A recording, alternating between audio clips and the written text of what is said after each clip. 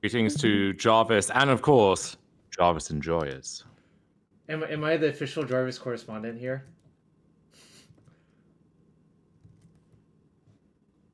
Oh, there's no other applicants as far as we can tell. No one else is qualified. Interesting. Also, you're going like in and out. I don't know the audio. Let me figure that out. Okay. Discord might not be picking this mic up properly.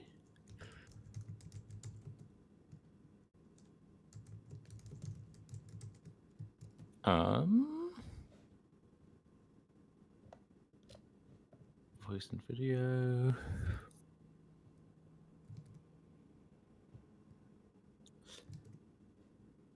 Okay, how's it now? Well, it's fine now, but we'll see what happens. We'll just give it a test. But anyways, I did the liberty of doing a few things before you came, which was A, look at the list that you sent Nicole, and B, look at other lists that people played. But I mostly did B to figure out how your deck was different from most other people's, which I will say this is very different from, I would say, stock Amulet Titan nowadays. In what way? Well, you have these freaking seal removals. You have this Hex Drinker. You have this 6. In your the sideboard I think is always kind of in flux. I mean, a lot of this is stuff that Canister has been trying on stream, and possibly in his marks list. Although we'll wait to see if he played Amulet first of all, and then what he actually registered on that front. But I mean, these are all like recent ideas, but none of them are like totally original, if that makes sense. I see. Okay. Oh, someone suggested it might be like noise suppression from your mic. Maybe. So I can. So you can go to the Discord audio or voice and video. Yeah. And check if there's noise suppression on. Should it be on? No, because apparently the noise suppression is aggressive, so like kind of mutes your voice sometimes. Okay, it says it isn't on at the moment. Oh. So I don't think that's it. I could try turning it off and on again. Let's see. Yeah, that's reasonable.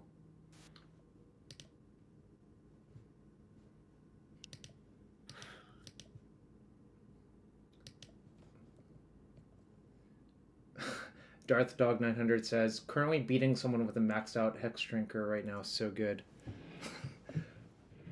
Yeah, it's been... So I was skeptical when people floated the idea initially, but it has come in way above expectation from what I can tell. So I think it mostly has a safe spot there for the time being. Okay. All right. And also, in a similar vein, I've been meaning to try out a Keen-Eyed Curator. Okay. As, tutorable graveyard hate of choice, but also it also doubles as like a cheap threat to get early against Frog, which can like level up and take over the game by itself. All right. Well, we can add a curator. What would you like to cut from this deck for that? Well, what's with this Grist? Is it like... It actually seems super out of place. That's like the most out of place card to me. Well, the Grist is like you want to be able to find a way to remove Harbinger of the Tides, against Frog, but also potentially Belcher, other things. So it's the cheapest way of doing that, and it's kind of consistent with this like weird pseudo fair plan of if you just establish a Grist, you deal with their bigger threat, or if they don't have a threat yet, you get a Grist on an empty board. Like it's actually kind of hard for them to remove at that point, and it just creates this like advantage which you can like cash in to remove a threat whenever one comes down. So it is like a little weird, but basically anything in the sideboard that looks weird is just throwing stuff at the wall against Frog to see what sticks. And I see. If there was a plan or a card that was reliably good in all the ways the game can play out against the ball, that would just be stock, right? People would be playing that. Right. I don't really think that does exist or can exist. So instead, it's just a weird medley of all these different things. What about 6? Is 6 the card we can cut, or is that too important, you think? So you kind of want a threat that is on plan in the sense of like you are a kind of combo ramp deck, right? And 6, both amassing resources, digging for specific lands, buying back certain threats or enablers, like all of that is on plan. Whereas something like a Hexdrinker, right, like that, if you think about the usual like Amulet philosophy or game plan, making some big idiot just by itself is really not a part of that. So 6 is the way that you kind of bridge that gap, and there's a lot of spots I found where like you find a window to Zenith early, but then like what are you actually doing, right? Because if you don't have a bunch of excess land drops, then just getting a Grazer or something doesn't really help. Ditto for like Dryad or Analyst or whatever. So it's nice to just have stuff that can bridge that gap. I've kind of liked Secure Tribolder in the same vein as well. But it's, and I know for Counselor, like for him, it kind of links up with the other cheap threats. So, you know, if you mid game you chain 6 into something like a Hexdrinker, then you now have 2 like highly relevant pieces that need to be dealt with, and also with the sealer removals, just as this kind of soft lock, if you like, to get those cards off the board. So I think it does make a decent amount of sense. I think what I'd do is I'd cut the Hedge Maze from the sideboard here. I would cut the second fetch land from the main deck and add a third basic forest. There's only one fetch land for me. Okay, I think the list I gave Nicole had 2, but it turned into the Urza's Cave, maybe? Does that sound right? So I will say the one thing that I couldn't figure out was the list that Nicole had posted. Basically, everything past Simic Growth Chamber was cut off, so I had no idea. So I just guessed. Oh, sure. So there was a Verdant Catacombs, which I guess is after that in the alphabet. It would be gone there, but yeah, I mean the cave could become any other utility land, or like Third Vestige could turn into but basically I think right now online at least you need the third forest, even though in general I've been a fan of like skimping on that and playing a more fetch hand instead, just because with all of these black-white sewer decks floating around, having the third basic against Phantom is just such a big deal. Okay, we can add that real quick. So I will also say, a long time ago I used to play a lot of this deck, but it's been like, what's the best way of putting it? Probably a decade since I've like seriously played the deck. Well, that was also when like the best card in the deck arguably was legal, which was Summer Bloom. So I did read like, okay, Amulet, Scapeshift, 4 lands is lethal. I'm just like, that's kind of wild to me. That like you don't need a very high base to kill your opponent with. Yeah, and conceivably you could build the deck in a way that leans even further into that, right? Like 3 to 4 Scapeshift, and fully commit that. I don't know quite what that would look like off the top of my head, and time is running out to figure that out. But it's there's a lot of tantalizing ways you could, lots of bunnies you can chase down the rabbit hole if you like. What did I do? Oh, I think I see.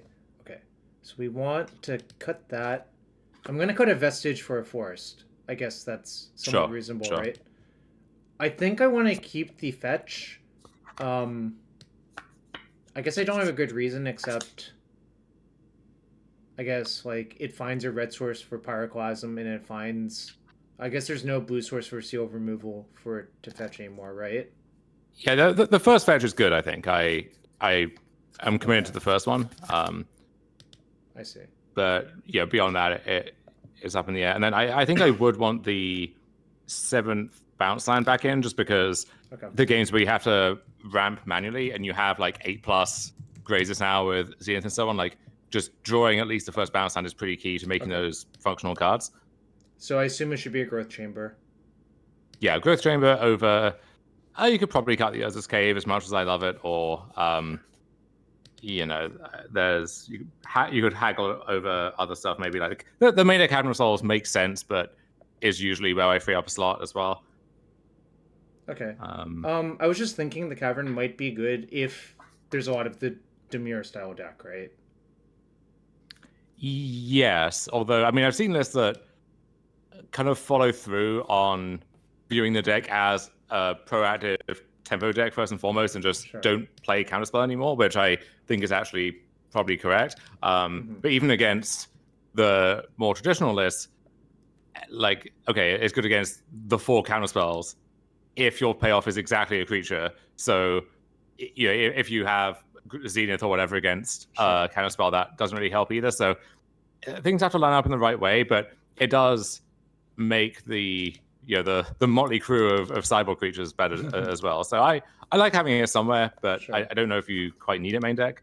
Someone asks, don't you need at least 10 to 12 bounce lands? I think that's like very antiquated, but I'll let you just speak on that real quick. Well, yeah, if you play a classic list with, let's say, 3 to 4 Dryad and looking how the deck did, let's say, a year ago, then yes, you do, basically. This list where you're kind of splitting the difference between the old setup and the analyst stuff, where Lotus Field subs in for bounce lands to some extent, and then it's hard to have like 10 bounce lands plus a bunch of Lotus Fields plus all the other lands that you want. So yes, this list could use more bounce lands. It could use more of a lot of things. But it's basically just at such a premium right now that it's really hard to free that up. I would. Make those changes we discussed there, and then I think we cut the hedge maze from the sideboard. Right, I would turn the Genoscent into a Secure Tri-Builder, actually, on the same principle. Fascinating. But Secure Tri-Builder in the sideboard is not very commonly seen, but it makes sense to me because that's just like an extra like basic green source, right? Yeah, like there are times where you want to use your Zenith to ramp, right? Like you are a ramp deck, but just getting Grazer wouldn't actually accomplish that, and just having a way to get like a basic against Blood Moon and stuff. You can fog like a Ocelot Pride or other stuff for a turn. Like it just kind of ties the room together pretty neatly, I think. So.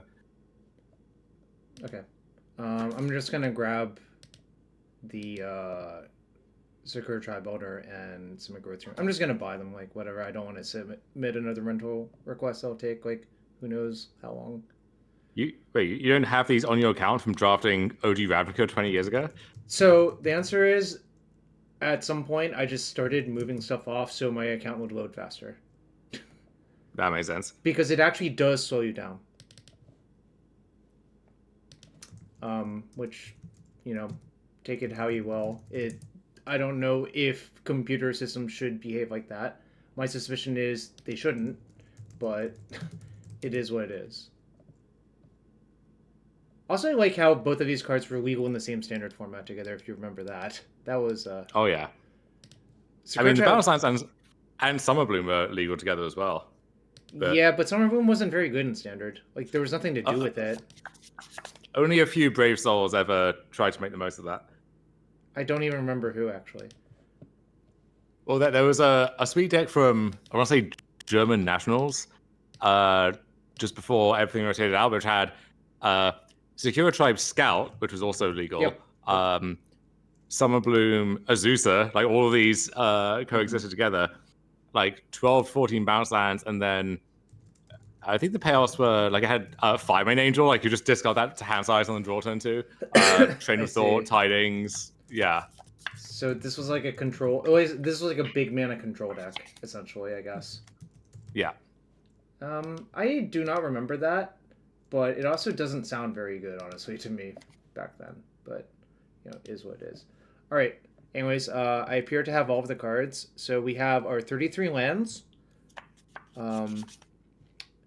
We have 3 Summoners Pact, 4 Amulet of Vigor and Expedition Map, 4 Arboreal Grazer, an Analyst, which enables some combo kills, a Dryad, which I guess lets you lethal with Valakut, 4 Swamking, 2 Scapeshift, 4 Primeval Titan, 4 Green Sun Zenith. And the sideboard is like where it gets kind of weird. I would say the main deck, I feel like I've seen Canister play almost his exact main deck, except at 60 cards. Yeah. Does he play Lumra or... He does. Yeah, he I think has... Like, he has, fewer packs normally, I think. One Scapeshift. I mean, he moves stuff around as well, but he... Sure. I like the Lumra too, but I think it's more expendable than some of the other stuff, and you get back to this old question, right? Of like, okay, what are you cutting? What's the 61st card or 62nd card? I guess in this case. All right. I think the way I want to do it is I want to get like a few games in with you before you have to go. I don't know when that'll be. Maybe we can even get through 2 leagues, but I'm not optimistic about that. Yeah, I don't have any like hard out or anything, so okay, we can play it by ear. Sure. Yeah. Anyways, seal removal is kind of wild. Although I have played a lot of seal removal in my life, but mostly with Lurrus of the Dream Den. So to see it here is kind of interesting.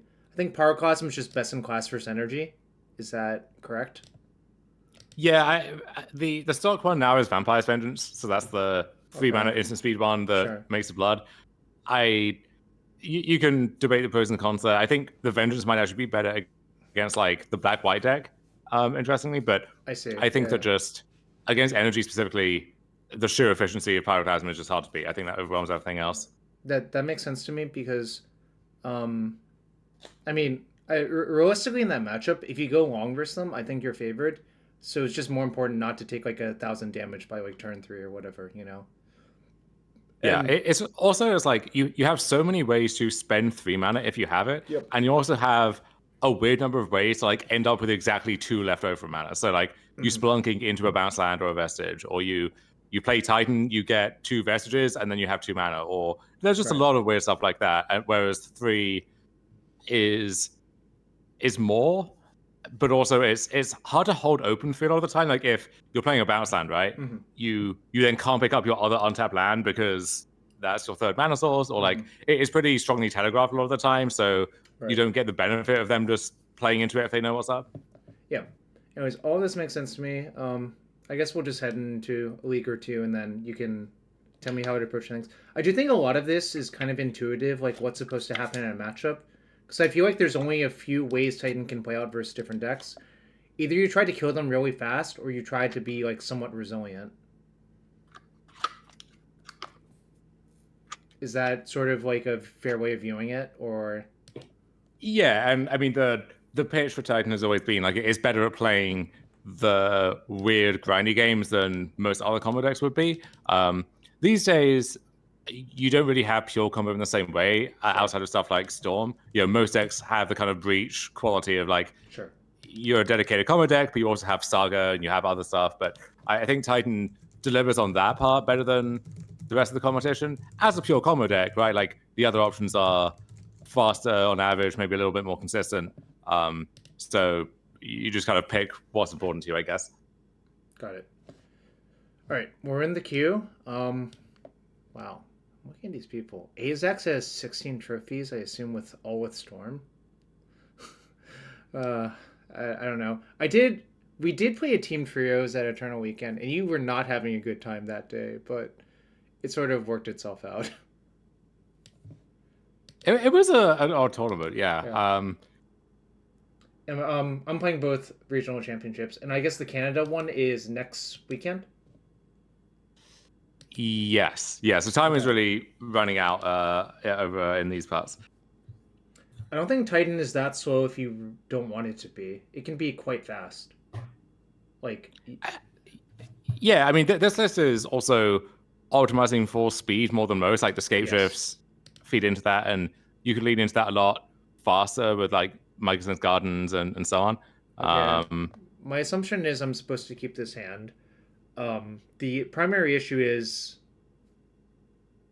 I'm not sure what's supposed to happen by like turn 3, but I mean, ideally, like this hand does not need much to happen to just kill on turn 3. Yeah. Which is a nice upside to have. We're on the draw. We rolled a 1. Jesus, come on, Jarvis.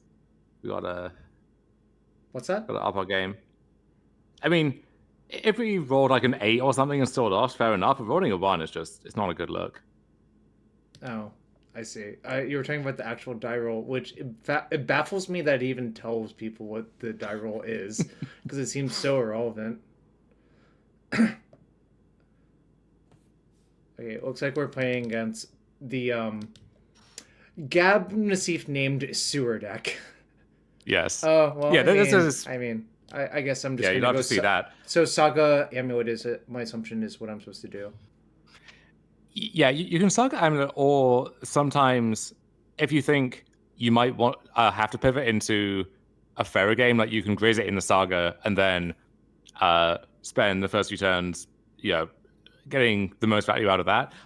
Usually that's only against like reactive blue decks, and those don't actually exist really in Modern right now. I think the fair Saga plan is less reliable than it ever has been. Basically, it just is kind of fake. So yeah, I usually default here to just chasing the best combo draw and just leaving the fair stuff on the table. Yeah, it's very funny that like Saga in this deck is similar to how Saga was in Vault Key and Vintage, which is like you don't really care about the constructs. I mean, I guess in Vintage is a little bit different, but here, oh, dear God, what is going on? Oh, so this is like an even more sewerful Taxes deck. Okay. So given that, I guess we Grazer in our fetch and maybe Bosadri the Demolition Field on their upkeep. That is pretty funny. Yeah, Yeah, but I'm afraid of like Leonin Arbiter and shit. But like I don't think we can do much about it, frankly. No. Yeah, I think I like that line. Do you think you would have done that if I hadn't said anything? Yeah, I mean, like obviously I know you would see it, but would you have actually done it? Yeah, I mean, there's a case for like right now. No one of our lands is especially important, and also we don't even have the bounce land to pair with it. So there is even a case for just like hitting the Vile instead, on the logic that if they have to actually spend mana to cast their spells, like that clashes with the field thing a little bit, and also it just buys you so much time that maybe that works out better in the long run. So does this change anything? I mean, I think I want to fetch now for the Surveil land. Yeah.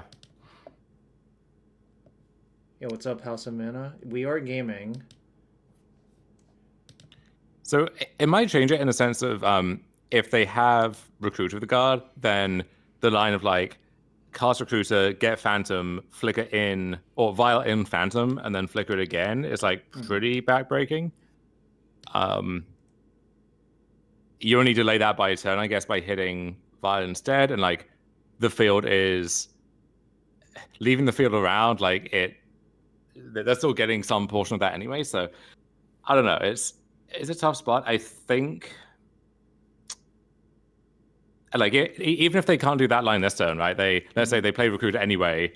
Yeah. They find, let's say, a Solitude just to stop the worst from happening, and then they flicker the Recruiter, they get the Phantom to set up for next turn like that. We're still kind of in check at that point. So I think. Yeah. Which one? I guess is what. Let's go for field, because I think if the goal is we kind of want their hand, we were just banking on their hand not having a way to attack our resources like that, then we want to have the highest upside in that world.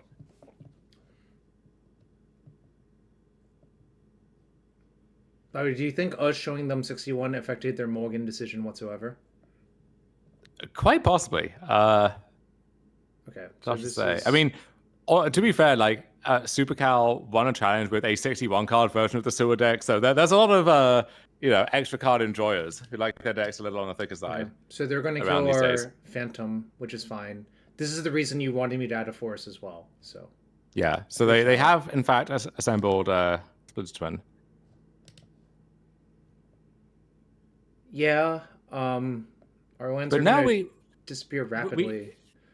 They are. So we have this 1-turn window though, where if we draw Bounce Land or Lotus Field or Vestige as well, we do actually get to go off. Now, going off here doesn't mean actually winning the game. Like we have to cross that bridge when we get to it, but we at least have outs. So I guess the Bounce Land works because we can pact for a Grazer to net 1 mana. Yeah. Okay. Just making sure I understand, which... Ooh, that was not a fantastic draw. So I think we're kind of not in great shape. Our goose is a little cooked. Although, funnily enough, like if we just don't... I mean, we can Vesuva as forests in the short term. But yeah. Do you think I'm supposed to do that? Yeah, I would. If they don't have something like Ephemerate or like an instant speedway to double down on this plan, then they can't do anything about our lands here. So we kind of just end up back in the same position. I'm not gonna. Oh, maybe I should have played out the Grazer actually to prevent 2 more damage. No, yeah. This is blocking there. It would only prevent 1 damage, so it doesn't seem worth it. Yeah, I mean, we can always just do that next turn anyway if it comes to that. And I think that, like, depending on what happens, there might be spots where keeping the Grazer back lets us do things that we wouldn't have been able to do otherwise.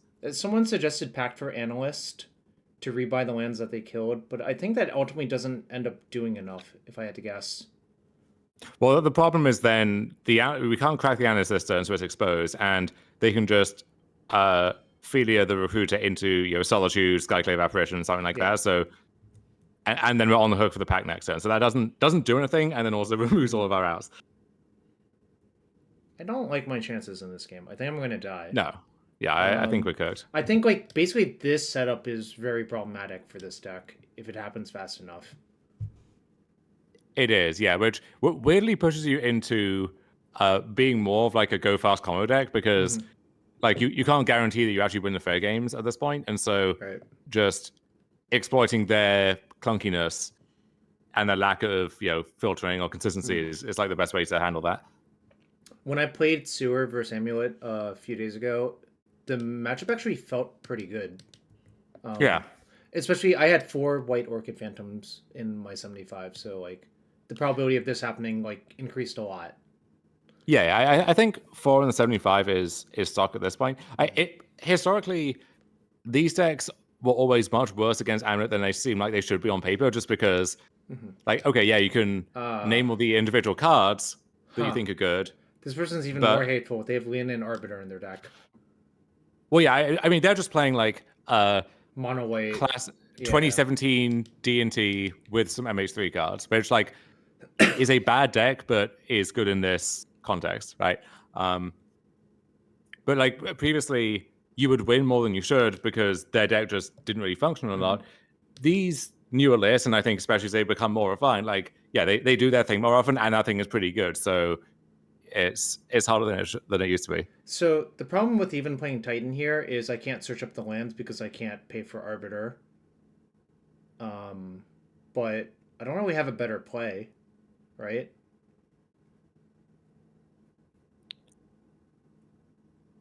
Yeah. So yeah, if they didn't have Arbiter, I guess they would just hold up Vial with Phantom instead, and we would still be somewhat cooked. But yeah, we can call it here, I think. Well, I could also Pact for the Analyst now and actually be able to use it, but does that do enough? Maybe that's actually good. No, because you would have to pay for the Arbiter. Oh yeah, never mind. That doesn't work. Okay, I'm ready to call it then. Yeah, this seems really not good for me. Like, this is even more hateful than what I would want. Match 1, Monowhite, Hatebears, L. Was I on the draw? It feels like I was on the draw. I was on the draw. You rolled a 1, Jarvis. Thank you, Dom, for that. All right. Would I like some Pyroclasm, I assume? Yes. Would I like Hex Drinker? I mean, maybe that lets you like pivot in a way they don't expect, but they still just have like 4 Solitude and a bunch of tutors for them, so I don't think it actually gets there enough, if I had to guess. Beyond that, Secure Tribe Elder I think is probably decent, and then maybe the Grist is fine as well, although that one's a little shaky. Okay, what would we shave? So we would shave probably Escape Shift, I think. Summoner's Pact. And all then... of them? Or just like 2 of them? Not all of them. Yeah. Maybe not even 2 of them. Just again, like if you have to go fast, Pact is the most consistent card for doing that. And then 6 is kind of interesting. My concern about it is a lot of their best disruption exiles, right? So like Skyclave and other stuff. If they're spamming Witch Enchanters or whatever, maybe it's okay, but it's a decent blocker for what it's worth, but it's not ideal. I think I'm going to play the 6. I think I might not play the Grist, if that makes sense. Okay. Yeah, let's try that. All right. I guess there's like also the question if I'm supposed to have the extra Besajuin. So, all my lands are tapped, but that doesn't actually matter. This looks like a... Let's see, hold on. Play both of these out by turn 3. This puts me to 6. Splunking is 7, so that's a Zenith for Titan on turn 3? Yeah. Okay. See, I do remember how to count. Actually, one could argue I'm very good at counting in general. I did that relatively quickly, I think. You are a professional counter. Not really, but I'll let you say that. Doesn't matter which one I play first. I guess I would rather play Mirror Pool. Yeah, play Mirror Pool because you could imagine a world where you want to like turn to Amulet, then play the Woodland and Zenith for Arbor, but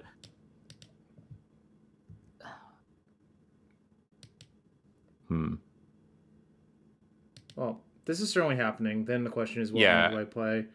I think it probably has to be Saga. Okay, sure. I'm fine with that. And then let me just play the other one. Yeah, like this approach in some ways is even, as you said, even more hateful because you lack the raw power of the Overlord stuff. But if you're replacing that with a bunch of main deck Ghost Quarters and Lean-In Arbiters and stuff, then you get paired against the deck that's searching for land 3 times a turn, then okay, you got me. So do I force them to burn their Ghost Quarter? I think I do.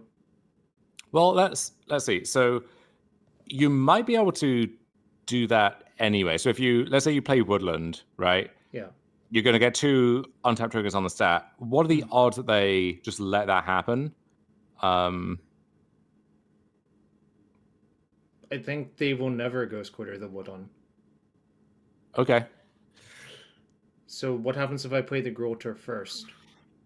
If you play the Grolter, if they 100% Ghost Quarter it. Okay, so I should just play this and play the Spelunking, I guess, right? Well, so it might be worth...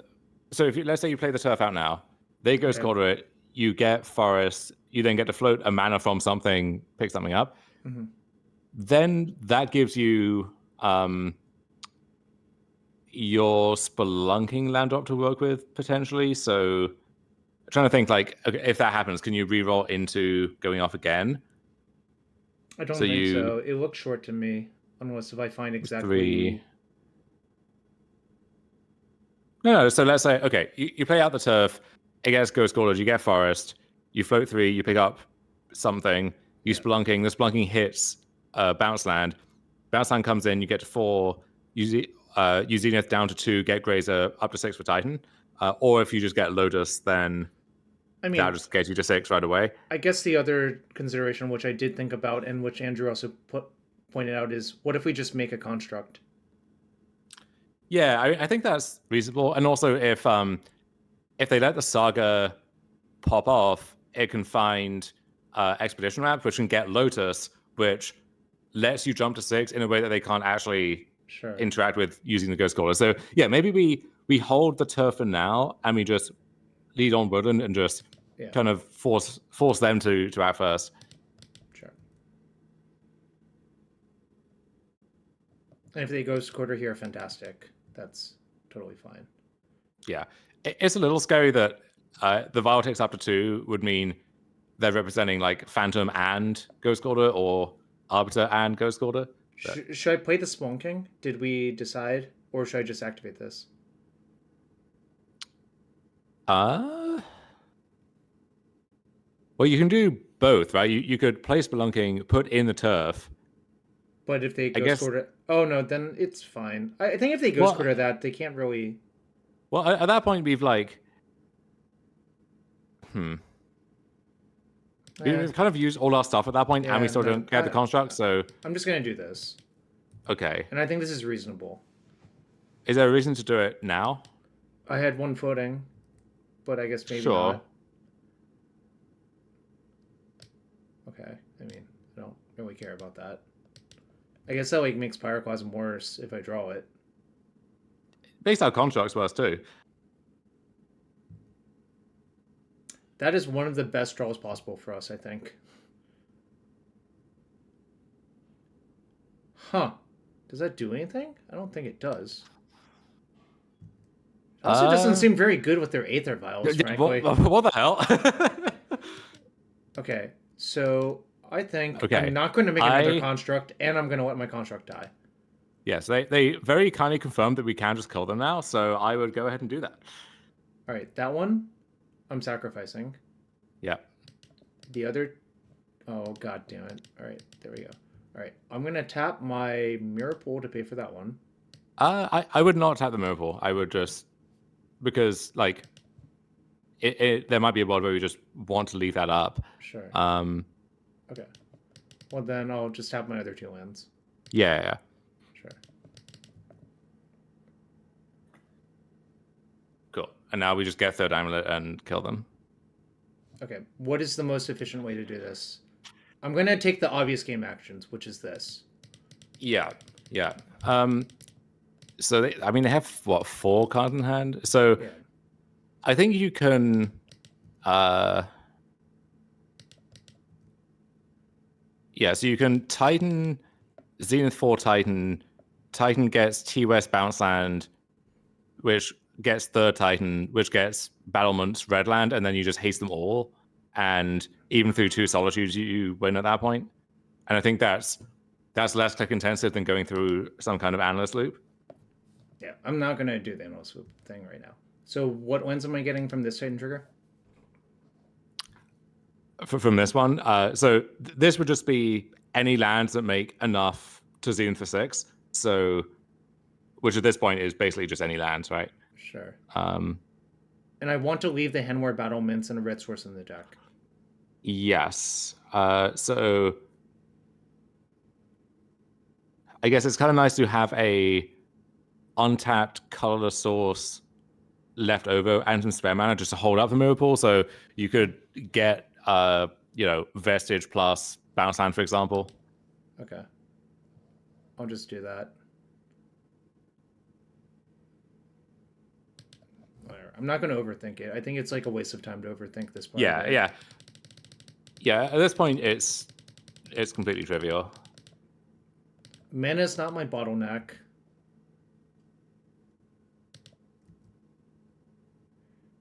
Time may be my bottleneck at some point, so that's why I'm trying to do this somewhat quickly. Yes, as in life, Jarvis, ultimately the biggest bottleneck is ourselves. You mean the amount of time we have to live? I mean, if you want to be morbid about it. I wasn't being morbid about it. Oh, I was supposed to leave this. Oh, no, I have a colorless floating. Never mind. This is fine. Well, no, you were kind of meant to leave it untapped in that sense, but now that we've tapped it, we can just pick it up, and that's fine. Whoops. But yeah, again, does not matter in the slightest.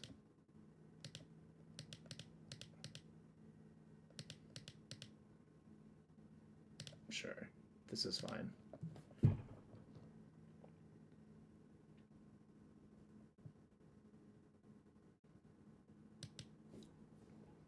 So does this one get Simic Growth Chamber to Eros? All right, they didn't want to play anymore. Yeah. Nice.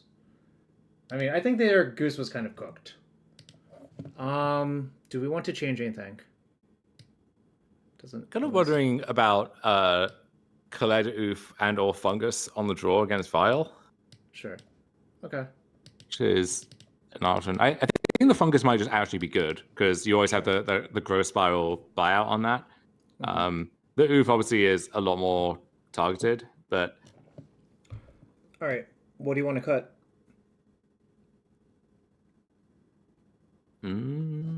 Cut the Last Pact? No, I don't think you can... Well, I don't think you can ever really cut the Last Pact. Oh, I see. Because of this as well, right? I see. Yeah, and also it's just... You need to have the threat density there to some extent. You have the Cabinet Souls, maybe? Oh, that makes sense. All right. Who besides Legacy Lands players uses this view? Japanese players and people who want to present deck lists to international players. I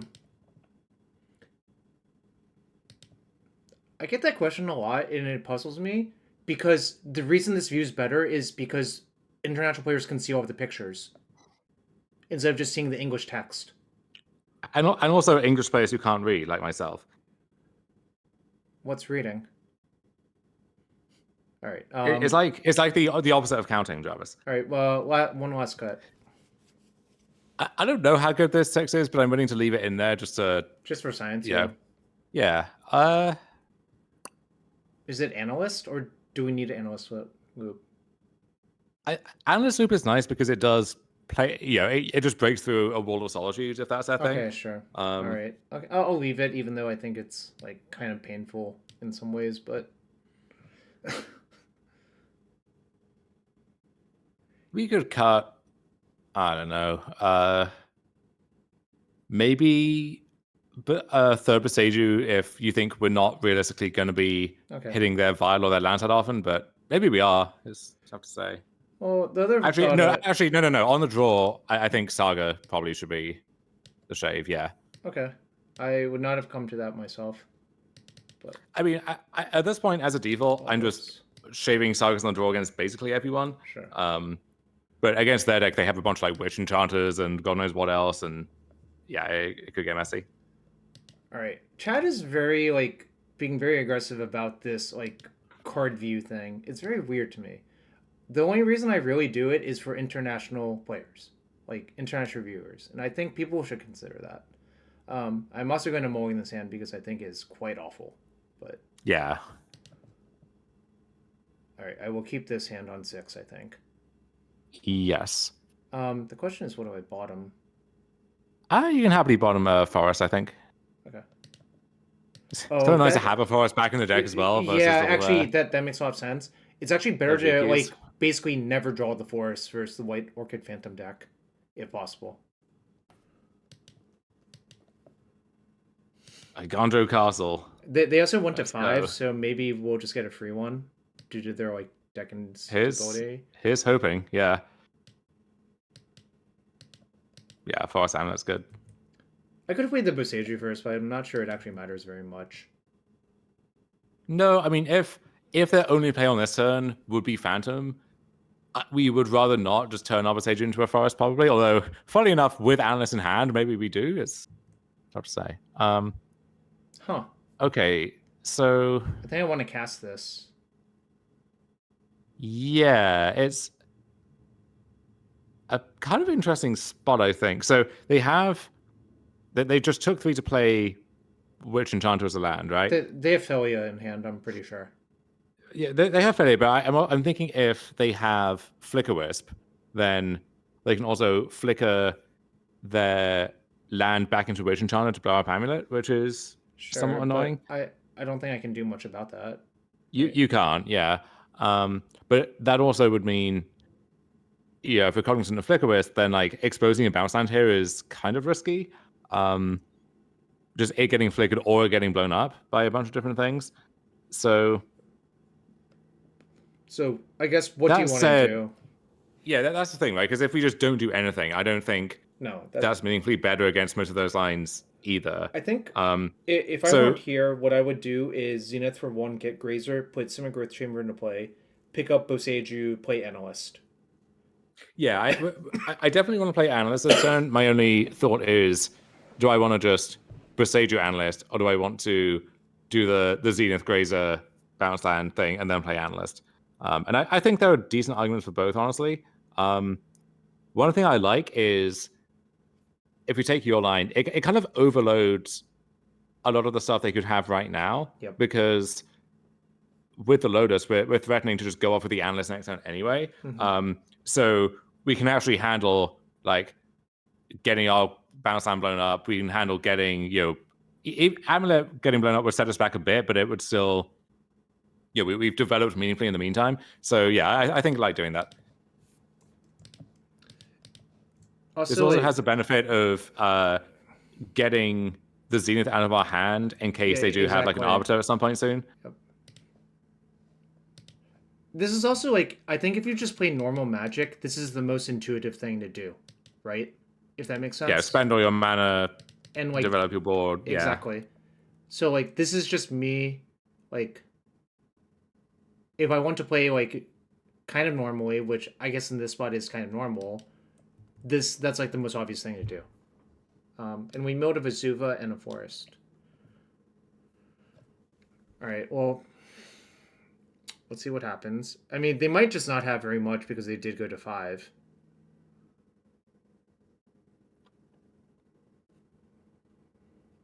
The other funny thing is, let's say their hand is just Phantom or whatever, and they like try and optimize for blowing up all our lands. That works out very poorly for them, I think. Yeah. Yeah, like with the Lotus, we actually get paid off in a pretty big way. It is kind of baffling that they printed this card with all of these words on it in M20.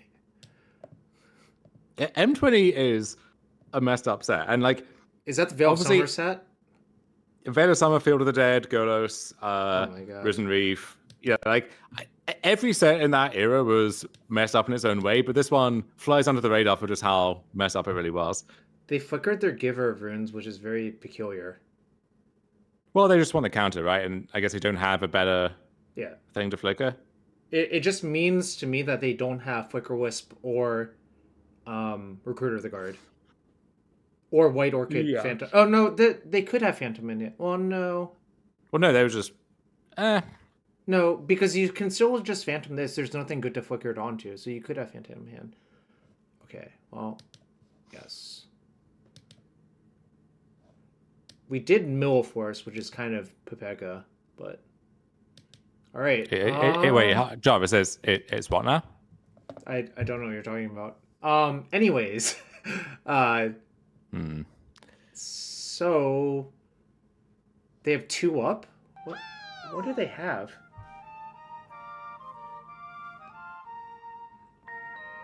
Also, shout out to Thomas Metchin, friend of the stream, for rating us. The French machine. Yeah, Fragrant Charm is an option.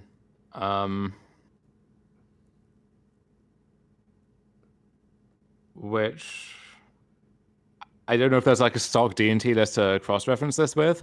Not really. I mean, I guess I can check literally this person's Goldfish history real quick. We have plenty of time, I think. Sure, yeah, let's do that. Their last seen deck was Dimir Murktide, so never mind. Is that more or less playable than this deck? Tough to say. Anyway. Yeah, interesting question. So actually, if we want to have Fragrant Charm on our radar, then how we play against that is kind of interesting, right? So, because they could also just Fragrant Charm to kill the Analyst, which they haven't done yet. So they maybe want us to try and commit to some like maximal line and go for that. So we could play Lotus, let the untap resolve, and then float mana, and then we kind of have the choice of, do we chase it all and like sacrifice lands, then crack Analyst, or do we try and just get back, like we crack Analyst right now. If we get Fabian Charmed, then that's unfortunate, but then we just have developed our field anyway. And if it resolves, like we still are far enough ahead that I think we're okay. So maybe that's the move. So you just want to play field, I float 2.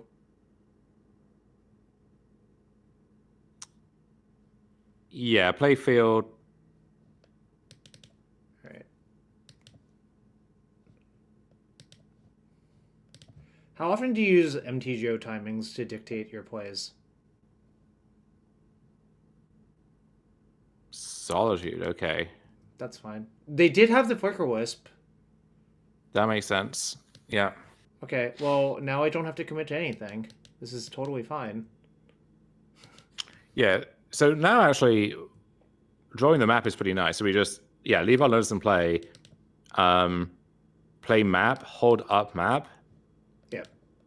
I'm just going to say go. And then, we just pass. And then if nothing weird happens, we can get the other Lotus, and then Lotus up to 6 for Titan, which like we lose both of our lands in the process, but then we get quite a bunch back. Okay, well, I'm gonna crack this in response, obviously. Yeah. The question is, what do I get now? That's like probably their best possible draw there. Oh, it is 100%. So worth noting, I think these decks can't actually kill a Titan, like. But the problem is, if I get a second Lotus, I'll have only a Lotus in play, right? Wait, no, I won't even have that. You wouldn't even have that, yeah. So, yeah, I think instead of doing that, then we try and set up for Titan 2 turns from now. Yeah. Of a bounce land or a Vestige. So which one's safer to get? Probably Vestige. It would be Vestige, yeah. Like it's better against. Although actually, we've used all our forests, so depending on how aggressively they use, let's say, a Ghost Caller if they draw it, then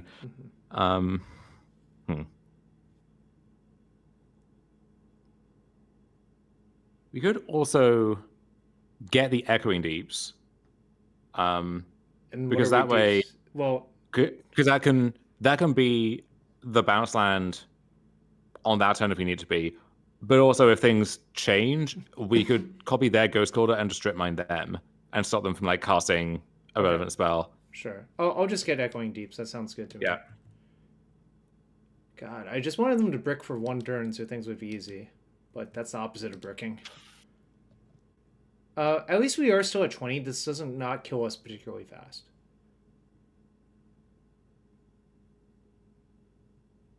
So flicker your Lean and Arbiter to get a counter on your Velia. Oh, you could flicker this. Oh no, flickering this seems insane, actually. I guess you can't flicker that. Never mind.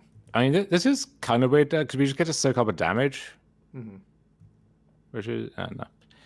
So I can only Zenith for 1 through an Arbiter, but do I want to do that? So we could get Dried Arbor, I guess.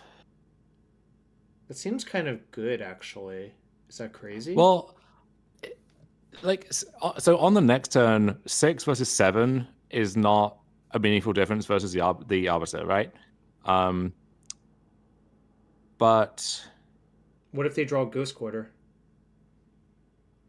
Yeah, it would be then. Or I guess if we were to draw like a bounce land or something, it might free us up to like spend a different land. So yeah, I think that's probably good then. We didn't decide in the. So you want to get Dried Arbor, is what you're saying? Yeah. Whoa. Wait, Jarvis. Okay. Yeah. Okay. Yes, Arbor's fine. I just was worried that we were like doing this, paying in the wrong step, and then getting bamboozled. Right. And I'm gonna play the Boseiju out. Yeah.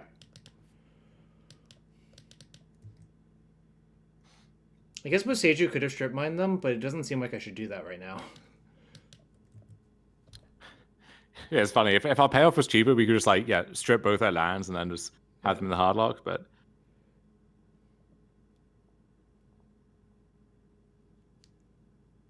I miss the days where our deck used to have Ghost Quarter in it. Yeah, I mean, a lot of us have it in the sideboard now because of Belcher and. Oh, I see. Among other things. Sure. I think I'm going to. What? Hello? I don't understand. Why would you flicker the amulet? Does that accomplish anything?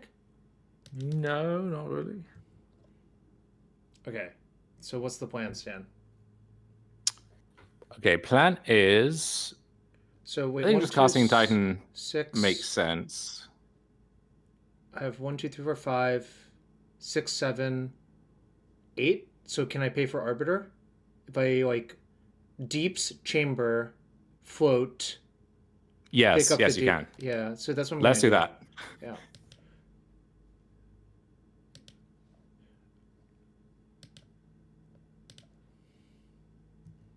I mean, there is also Deeps as Vesuva as Lotus, which can jump up by 3.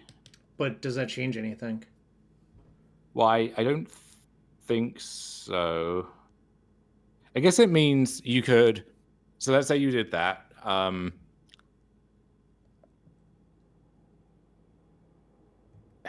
So 2, 3, 6, and then we're at either 8 or 9. So if you made 9, in theory, what you could do is you pay for Arbiter, that's 2. You Titan with a red floating, you get battlements, and then it frees you up to get some other land, which could be, I guess, various different things. On the other hand, though, this way, we can still attack with Titan and then like bounce land our Beseiju back, and then Beseiju them on upkeep. Sounds maybe good. I'm gonna do that. Yeah. Okay.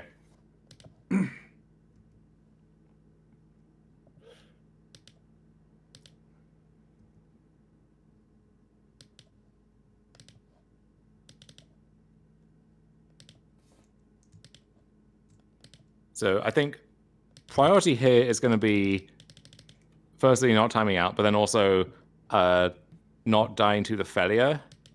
So I guess the Odawara line could help with that. So what do you want me to get here? So we're definitely attacking. So we want battlements. But then... Is it just Valakut? It probably is just Valakut, yeah. Okay.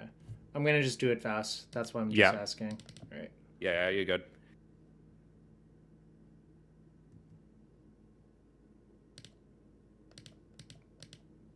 And then assuming we get to attack, I think we get... Okay, well... Love to see it. Most hateful possible deck, and did not matter. Like, the 5-card hand obviously helped us a little bit there. Oh, no one bet no. Only yes bets, but if you only bet no, the bet doesn't really do anything. Where's the line at? All right. Well, that was entertaining for some definition of empty. They were not dead, but I think they just thought they couldn't win from that standpoint, which is maybe reasonable. Maybe not. Yeah. I think we would have just got Growth Chamber T West, bounce our T West, and then Beseiju them on upkeep probably. Mm-hmm. And then I like our spot from there. All right, let's play another match. Thankfully, I haven't had to do the analyst thing. I assume you've had to do it on Mitgo, but I guess if you're used to it, it's not that bad, right? It's still pretty bad, especially the last few weeks with the lag situation. It was pretty disastrous, but okay, sure. It's still bad in Mitgo. I mean, this is like a paper thing. That is. It's like once you understand the loop, it's very easy to just be like, all right, I have infinite mana, you're dead, right? Easy to understand on some level, but like you have to understand it and demonstrate it, and then the opponent also has to understand it, and you can't take either of those for granted necessarily. Hey, I won the die roll. Hey, I have a pretty decent hand. You're learning. I think you should not mulligan this hand. It only needs a Lotus Field or a bounce land. No. I mean, this hand with literally any other land is a turn 3 kill, and the lands that don't let you do that just let you cast Titan instead. So, I approve. Is this where I'm going to have to like aftermath analyst my opponent to death? Possibly, although you can like, if you know the coast is clear, often you go through like one iteration of the loop, but then you instead of manually looping every single time, you just pivot into making a bunch of Titans and attacking. Sure. I was thinking about this. It is funny that Mirror Pool was printed in Oath of the Gatewatch and not broken for so many years. I'm actually wearing the Oath of the Gatewatch shirt right now, which is also related. That was quite the set. That was quite the Pro Tour as well. What a fucking Pro Tour. I would say history had you on sort of the right side of history, although I might have been... Mura ended up being like pretty good that entire season, so Interesting to think about. Interestingly, I had an amulet list I was trying in the house like the last day or two, just to try and get it to work, that had Through the Breach and 4 Vestige in it. And this was, 3 years before those cards became considered, really, but it was not to be in the end. So I put in Mulligan, but they're thinking about what to put back, I think, which is one of the downsides of the one in Mulligan, which it gives you 7 choices once you Mulligan. And if you Mulligan twice, it's like even more, actually. How many is it, Jarvis? 21.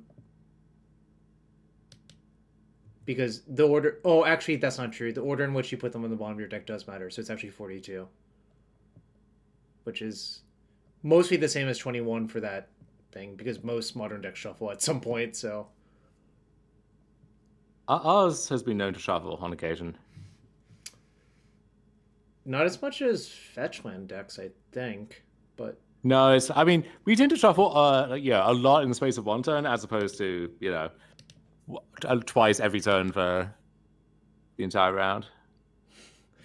Yeah, anyways, the 21 thing would be if you were just putting like 2 cards back in your deck and the order didn't matter, that would be 7 times 6 divided by 2, because you have to like divide out the symmetry of picking the 2 cards, the order doesn't matter.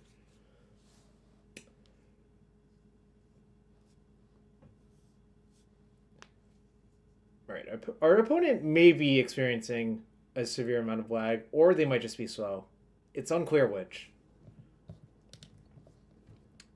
Okay, that I assume is a good draw. Yeah. So what do you want to do this turn? Do you want to play the Spelunking? Yeah, I play Vestige into Spelunking. Okay.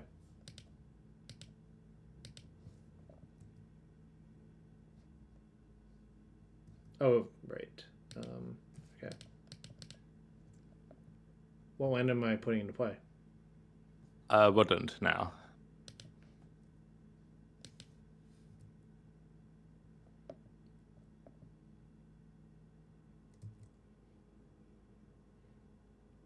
If they're like Dimir Oculus, do I even want to play the Scapeshift? I guess I...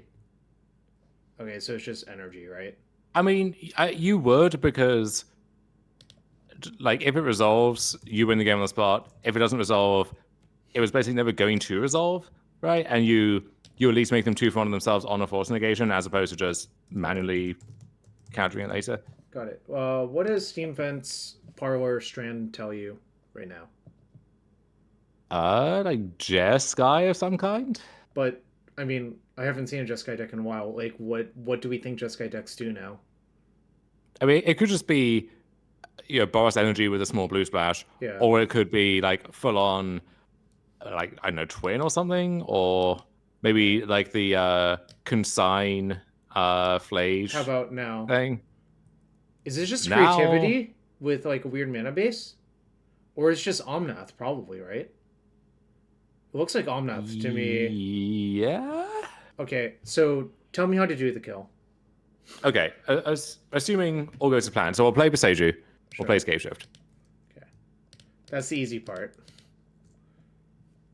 Okay, we sack all our lands. All right, cool. And on Modo, it helps to double check. Just make sure everything's highlighted, because it's easy to like miss one and then things get weird. So we sack 4 lands. We get double Lotus, T-West, bounce land.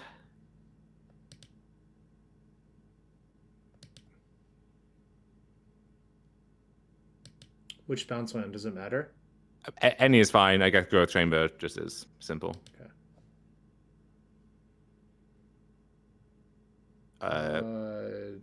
Here it is whichever way you do it is fine. I just like to auto yes all of it, and we want to do it so we're floating mana, and then we're picking up the T-West to the bounce line before the Lotus Trigs resolve. So those go on the bottom of the stack, and then bounce line on top. Perfect.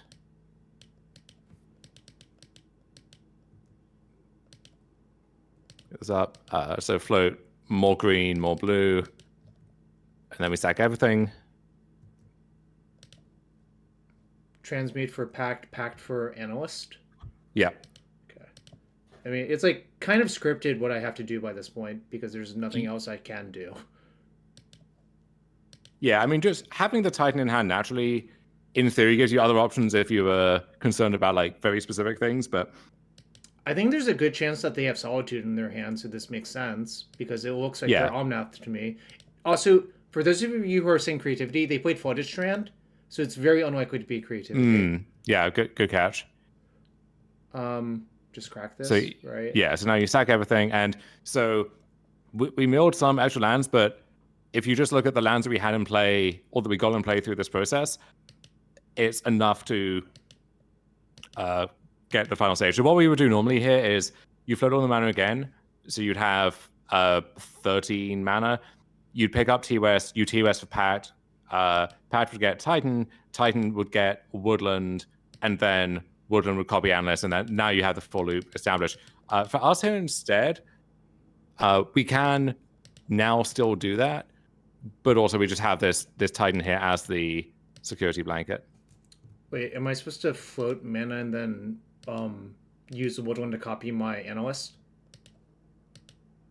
Yes, yeah, and you can float the mana from the Woodland because the Woodland's just going to become the creature, right? So you can do that, and sometimes you might be a type short at this point where doesn't look like we're really short at this point. No, and usually, like if you have a Saga in circulation, you sacrifice that again to get that type back in there, but we're good to go. Just making sure I'm not messing it up somehow.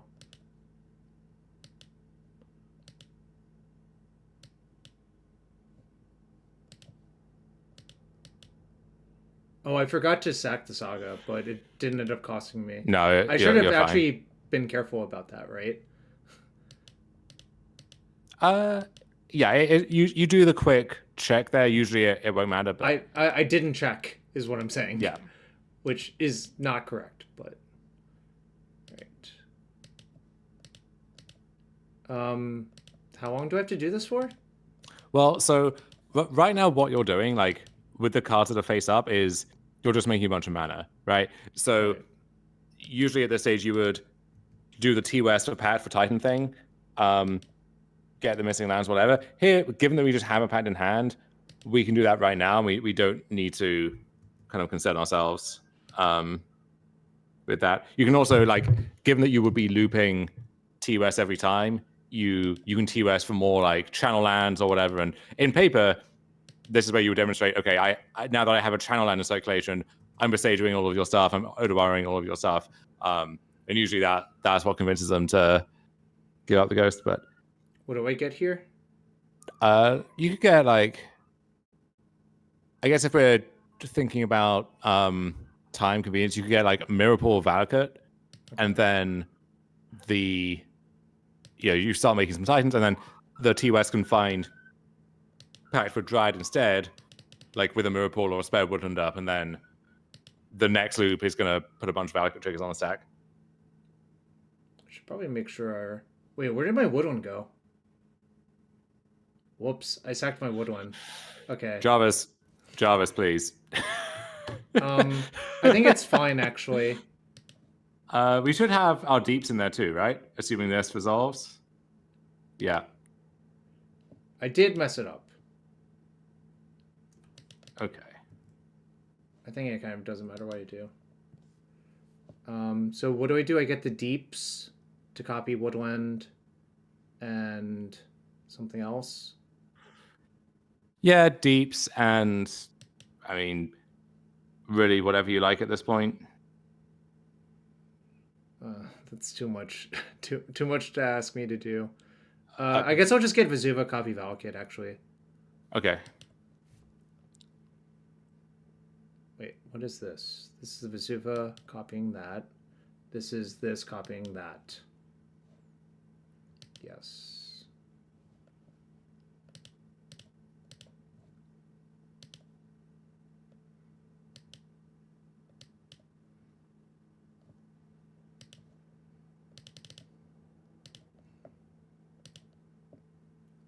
Yeah, this is definitely worse than killing someone with eggs, I think. I feel like eggs is faster. Oh, my deeps needs to copy steam vents, I guess? Sure. What happens if I copy nothing? Is it just untapped? Yes. want to pay 2 life? No. Yes.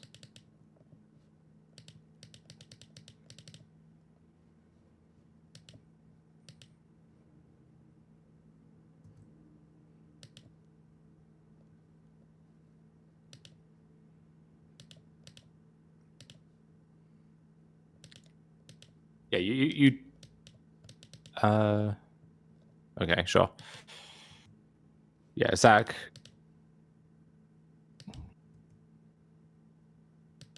I guess I... It doesn't matter what I sack, I think, really. I guess I can sack the Growth Chamber, it's fine. Yeah, or you sack the Mirror Pool to get it like back into play untapped, to have that shield up if you need it, but... Sure. I think you're good to go, so...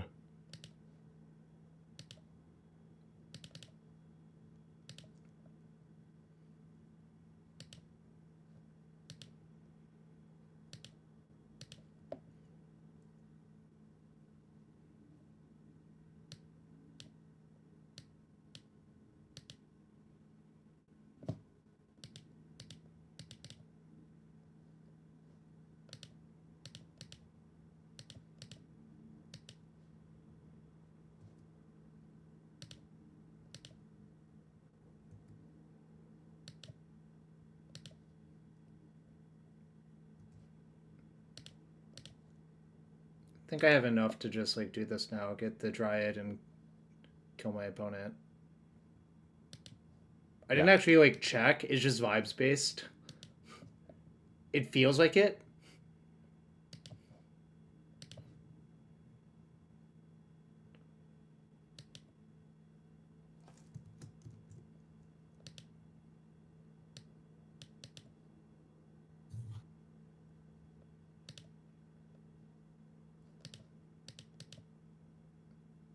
Wait, did I mess up? No, I still can make more green, just in case.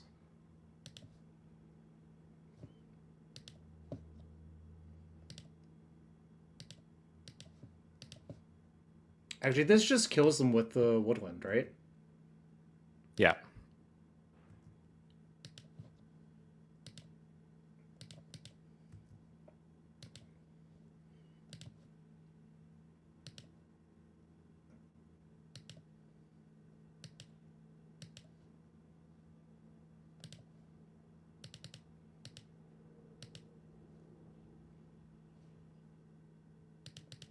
I'm just gonna click no now. Oh, fuck.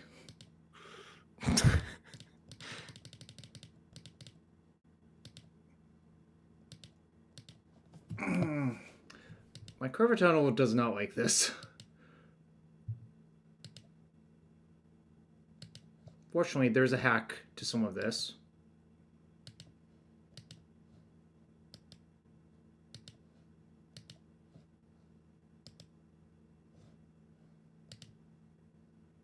Wait.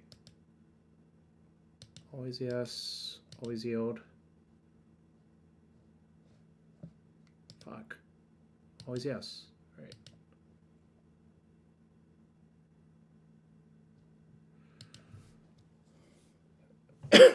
All right. Well, it only took me 11 minutes to do that.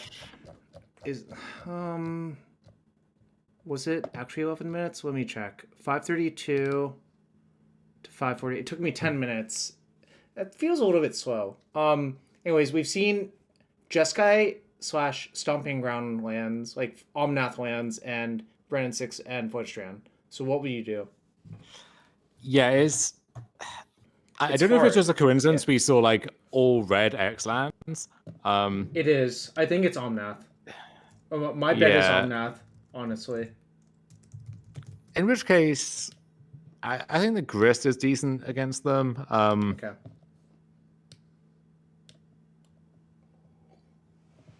Am I allowed to cut grazers or no? You can, yeah.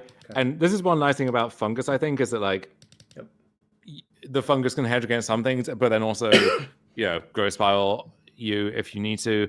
I don't think the Hexdrinker Juke makes sense against a deck like Omnath if that is what it is. Yeah. If it's Omnath, then on the draw, I don't think we want Dried Arbor against a Brennan 6 deck. Okay. I guess I'll just put like, do I put Sakura Trivolter back? Or Yeah, so Secure Tribe is fine. What about maybe 6? Vexing Bauble if they have a bunch of like Solitude, Force of Vigor, stuff like that, and then 6. I don't want to do that until I know, if that makes sense. Yeah. And we can shave a Saga for 6. I think that's fine. Sure. Yeah, I think I understand the loop now. I think I would be able to explain it IRL and kill my opponent with it. I think for Omnath, this is actually a keep. Yeah, it's a little dicey if they can directly attack Saga, but otherwise it's fine. And you still have a lot of redraws to green sources or whatever in that case. It would have to be like Wear Terror, Force of Vigor, right? Yeah. And otherwise, like if, let's say this Saga was just any normal land, this would be one of the better hands because Spelunking's one of the best enablers against them. Yep.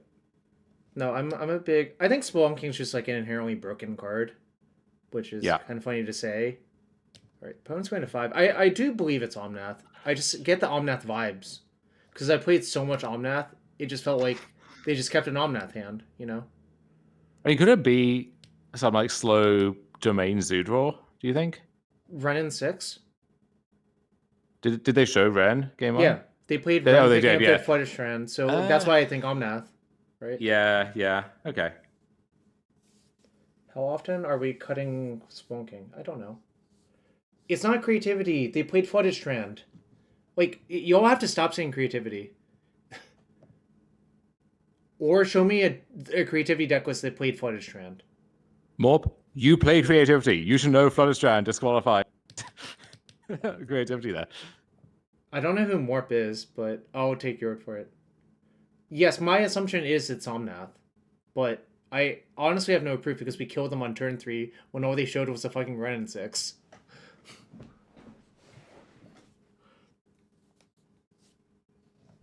This looks like a creativity start. Nah, it's definitely Omnath now, right? Alright, that's not a fantastic draw, but, you know, can't do anything about it. Yeah, you can creativity into Halfling. Alright, there's a lot of bad cards that they could have for us right here. But I'm not going to say any of them, because Ari taught me that. They're attacking us, the Halfling?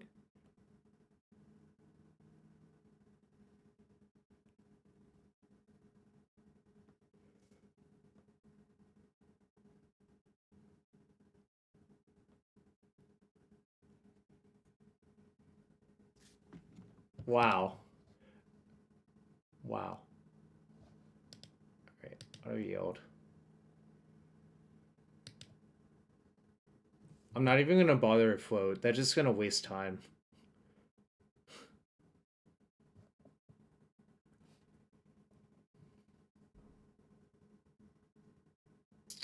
Well, they did have the Force of Vigor, but they're down to 1 card.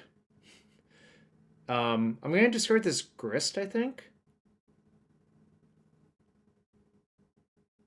Or yeah, probably. They left on top. All right. What did they pitch? Yeah, so it's just Zenith Omnath, which I've seen floating about. You would have to pay me a lot of money to play that deck, because I don't think it's particularly good. All right, they have Teferi.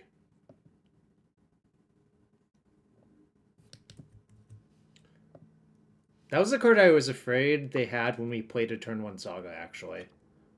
Because it would have been, like, fairly disastrous. Alright, I mean, I guess we have a very slow start, but that's better than not drawing a land.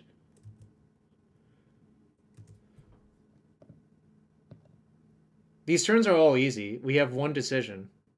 Do we play our land or not?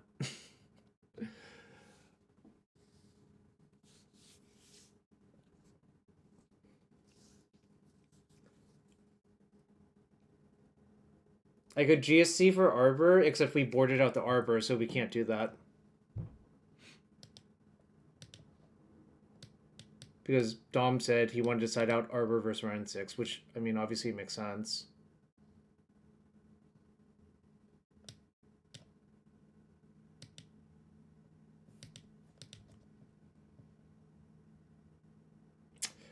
Not the land I really want to draw.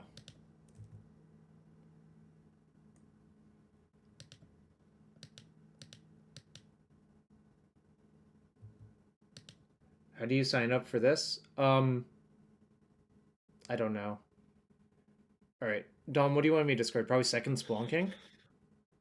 No, I think it might actually be second Zenith. Okay, that makes sense.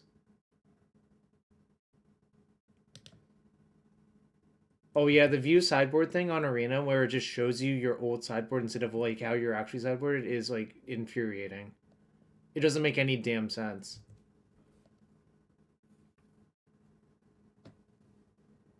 So Dom, I know you love Arena so much for so many reasons. I love the Arena of Ideas, where I frequently best all colors. Actually, I guess it makes sense to keep the second Spelunking because we just want to cycle them into like more lands or whatever. Well, it's just our best enabler. It's Amulet and an Explore. And one of those cards is broken. Is it Explore? Tough to say. Hashtag 2 Explorers. No. None of that. Gosh, I hope I draw some land that's not Lotus Field. What are they doing? That's fine. Fuck! Fuck! Jarvis! Why did I do this? Works. I needed to be more specific about my desires. The monkey's paw just twitching left and right. Hold on. Do I put the Lotus Field into play? No. Okay. Then I don't put anything into play. Yeah. The monkey's paw is getting a carpal tunnel from how much twitching it's doing right now. I can't believe I didn't say non-Boseiju as well. I should have said it. It would have been fine then, right? Fortunately, the Omnath deck is so bad at killing you nowadays, I think it might be fine still. It is good that they aren't actually doing anything, although if they have like Zenith for Titania or whatever, we could be on a fast clock, but you have to actually show us that first. They did, like Multi 5 and then, or was that last game? They Multi 5 and then... This was Multi 5. Last game they Multi 6 and we just killed them on turn 3. They Multi 5 and then pitch cast Force of Vigor, so... Okay, they don't have a Boseiju yet. Boseiju plus Ren is still, like, kind of infuriating, but all they have are fetch lands. So I think it's the classic Omnath problem where they just flood it out because their deck is, like, all mana, you know? It was one deeper, but I think I just do this. I mean... Yeah. Oh, that's kind of nice. Yes.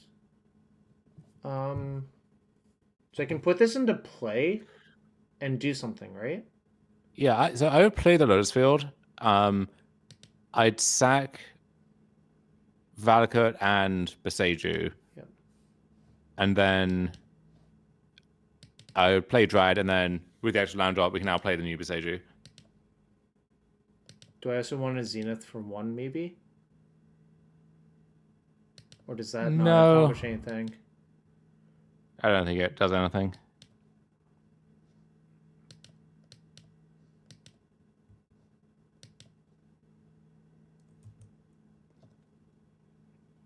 So next turn, even if Dryad dies, with all the stuff that we have here, we have, Titan into lands, into Zenith for an analyst skill rolled up, I think. Okay. Oh, so I have to do the analyst thing? Oh, fuck. Not fully, probably, but... But it's going to eat, like, 8 minutes of my clock or whatever, right? What's going on over there? I think they just have lands in hand. It's yeah. I mean, I told you, this is what happens Omnath. Like...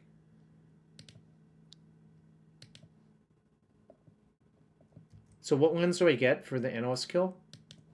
So you would get... I mean, in the short term, it would be like 2 Lotus or like Lotus, Vesuva / Deeps, and then you play Besage, you get up to 7, Zenith Analyst, and then get it all back. But there might be because conceivably they could have a card like, I know, Endurance in hand or something. Yeah. Is there a better way to? So, can I just make a bunch of Titans? Yeah, I think you're under no reason that you have to like shove right now. So I probably would. Let's see. And you could have Solitude too. Yeah, you could just play it safe, get like Deeps as Valakut and Battlements, and then just try Haste Titan and see what happens.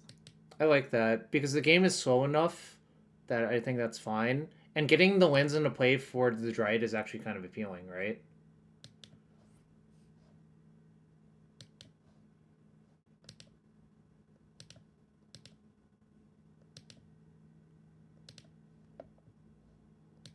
Oh, that just auto happened.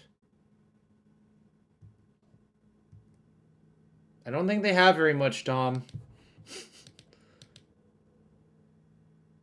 I kind of just want to kill their Ren and like be fuck it. Like if I get to do everything, they overdie by so much, right? Yeah. I believe they are dead. I think I can figure this one out. Vesuva to copy Valakut. And I guess like does the other one matter? Could just get like Saga? Or Woodland actually. It's pretty good. Yeah. That's probably better. I'm definitely not used to having shifting Woodland in the deck, of course, but it's obviously a fantastic like thing to have.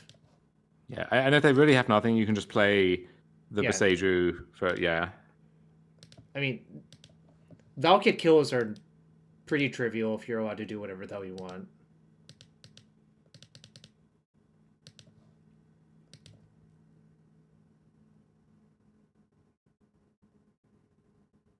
Remember when we had no land and play on turn 3? Pepperidge Farm remembers Dom.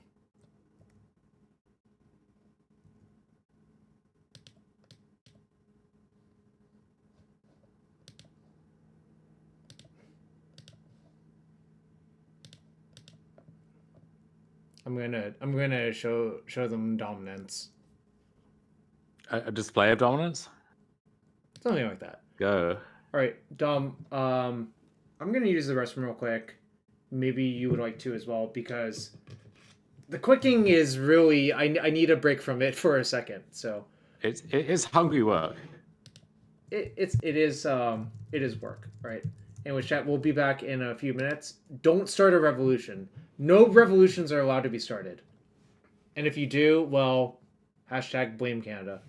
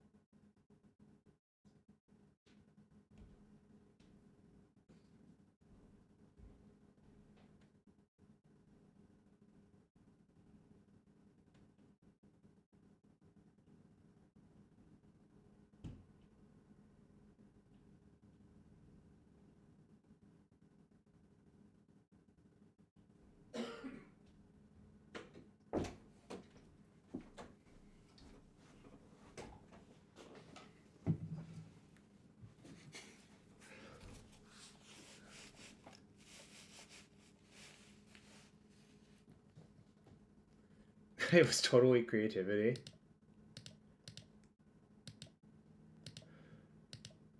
Boyd, I miss you, buddy.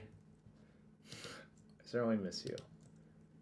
Yeah, the payment has occurred. There's another prediction up. All right, I am back. I guess. Were you petting your cat? Well, mostly the dog. Although now that's a good idea. I'll pet the cat too. Yay, cat pets. Everyone's saying it's so creative. Damn, this has become a meme somehow. Clearly, it was creativity, Dom. Everything is creativity until proven otherwise, and even after that, sometimes. I do enjoy how the Jun creativity deck basically just fell off because I think it's just not particularly good, honestly. Yeah, throwback to a month ago when week 1 people were saying, "Oh, the tier 1 decks now, energy and creativity," and it's like, yeah, let's hold our horses on that one. I think the Jun creativity deck is actually decent versus energy, but it's not good versus anything else. Is the real issue. It still has some structural flaws. Yeah. Yep.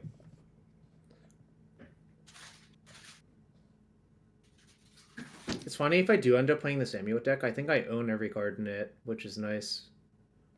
Which I guess is not very surprising, right? I guess we even played the that standard anesthetic at the RC, right? I mean, am I mixing in like that? I had that deck built. I chose not to play it, which I sort of regret. I played Slogurk instead. Huh. Do you keep hands that look like this? This is like more questionable, I think. Hold on, my dog is licking my face. I see.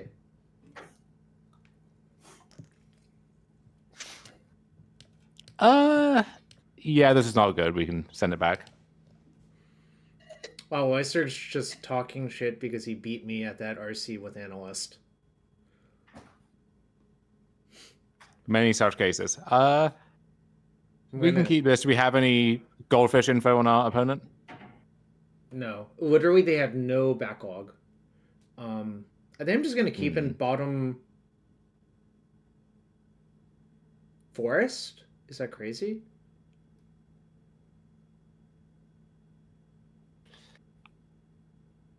I could bottom Summoner's Pact as well. No, I think it's one of the 3 non-bounce land, but this is where like open list would really help in like sure. Cavern of Souls against 80% of the format is going to be the worst land here. But if it's the other 20%, then we really are going to wish we had that Cavern of Souls. I think on the numbers, I would probably put that back. Cavern of Souls? Yeah. Okay. I'm fine with that.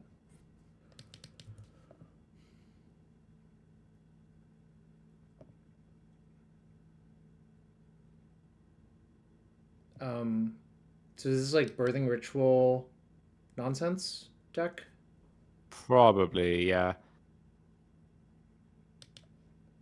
Yeah, so we can just... Am I supposed to Arbor? Yeah, I think just... Maybe supposed to Arbor, because, I mean, they have Solitude, but they don't have a lot of, like, cheat removal that's going to punish you for that line otherwise. The thing is, though, I can imagine a world where, like, let's say we draw a bounce line or whatever, and we decide we want a Zenith for, Dryad or another Grazer or something. So I think I would just Grazer now, put the bounce land in, and then see where things go from there. That makes sense to me. I think it is a close decision, though. Yeah, and this soaks up like a little bit of damage along the way, maybe. Oh no, it's creativity again. It is funny that... Yeah, I mean, Pride gives them so many good creativity targets. Yeah, you can get Pride and Guide of Souls if creativity for 2. Or, okay, check this out. You can play the Kahira creativity deck with a bunch of like dinosaurs or whatever is your targets, and then once they cut all of their random sweepers or treat removal, you board in your Ocelot Prides, and then you get to work. Interesting. What do you want to do now? So I think... I could Zenith for Grazer. It's not, like, unreasonable. No, I think that might be the default, honestly. I was trying to think if it is the Birthing Ritual deck and they had Ritual ready, they would just play it. Yeah.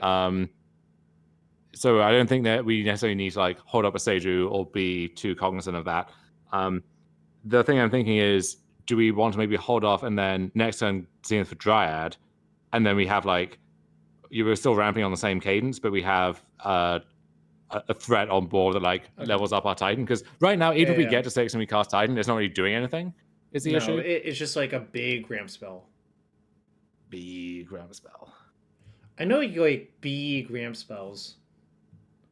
I don't like I don't like Pacting for Dryad. I think that's just like too bad to do. Oh, but Pact for Dryad is bad because it doesn't get you to that outcome any faster, and obviously like it can be punished in a pretty big way. Is it straight green-white then? Have you seen this deck? I guess this is like Birthing Ritual value. This is probably a Aspiring Spike deck, isn't it? Yeah, I've seen that deck if that's what it is. I will search for it real quick because I am curious because I don't remember what's actually in the deck. If that makes sense. Grist Birthing Ritual. No, that's not that deck. The problem is he has too many decks. It's like so hard to find. Birthing Ritual. Green-White Ritual, December 24th. That was my birthday when he last streamed it. Okay. Yes, I go get the forest.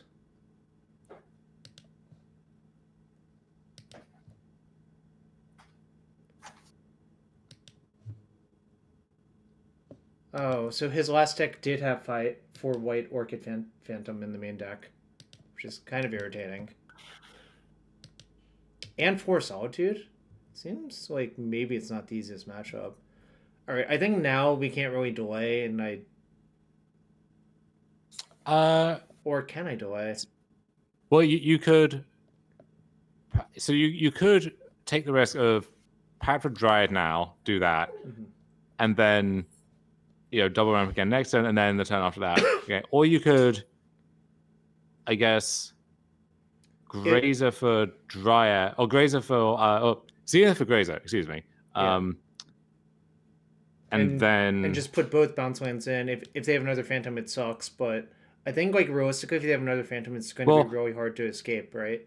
Well, I mean, if you pact this turn and they have Phantom, you die.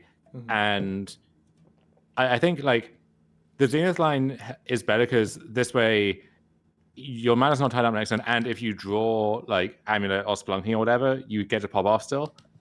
Okay. So wait, I'm not putting both bounce lands in play. Oh, you actually have 2 land drops here. No, you're not. Okay. Yeah, you just put one in, and then replay the basic.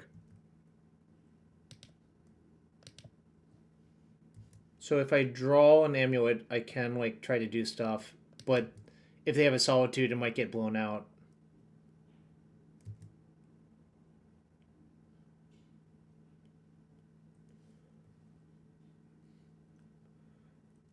Okay, I'm just hoping they don't have anything good.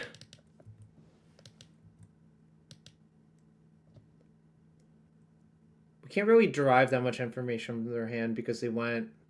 Wait, what happened to Sky? Oh, they surveilled away Skyclave, right? I see.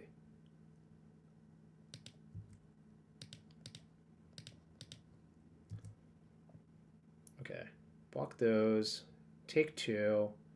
They get a cat.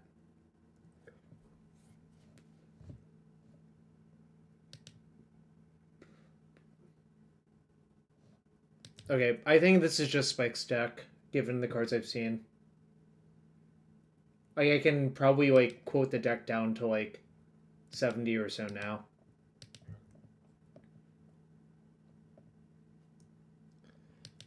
So it has 4 Solitudes and 4 Ephemerates, which is kind of a pain in the ass. Oh, that's kind of nice, right?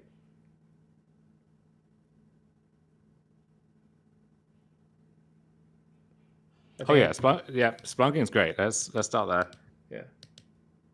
Like even if this gets Skyclave, I think that's acceptable in the short term. Yeah. Oh, I think I can hold that for a turn, right? Yeah. So now we can put in the bounce land off Splunking, we go to 3. We then play as our land off the turn, go up to 5. Pact for Grazer gets us up to 6, and we cast Titan, which, yes, it's bad against Solitude, it's bad against Ephemerate, but, you know, I think at this point we don't really have to play around those very well, so wait, well, what do you want to do? So I go up to 3. So we have 3. We have our land off left the turn, so we play the bounce on again, we go up to 5, and then Pact for Grazer makes another mana to get us up to 6, and then we cast Titan. Okay. Okay, I was just checking to see. So, I don't even have to play the amulet, is what you're saying. Yeah, correct. Yeah, do not play the amulet. I see. Okay, so play this again. Yes. Click on this. Pick it up. Cast this. Get Rite of Flame. Yeah.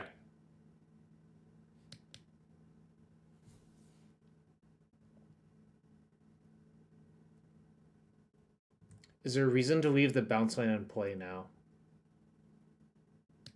I think I would. And just pick up Forest? Yeah, just a guarantee that we can, you know, pay for Pact and so on. Yep. Question is, what do you get off of this Titan? So yeah, they have Skyclave, and I don't know anything else. Is Skyclave too unknown? So it could be Solitude, right? We haven't presented a compelling Solitude target yet. On the other hand, if that is it, but on the hook for Pact next turn, we probably can't do anything with our, you know, the backup thing that we set up right away. And by the time we get to follow up in some way, it's probably too little too late. So we could either, I think we do want to go for haste. The question then is, do you do it with Valakut to try and set up a dry line, or do you get District so that if they do have something, you then have like another redraw towards something relevant? And I think we're going to get District, like, personally. But so I think it actually is Valakut, just because this way Pact and Zenith and Dryad are all relevant draws straight up. So you have 1 hook instead of 2 in that timeline, but another like 8 cards in your deck become relevant. Oh god, the lag is here, and this is where, if you have to do the analyst stuff, it would be very unpleasant that it's lagging.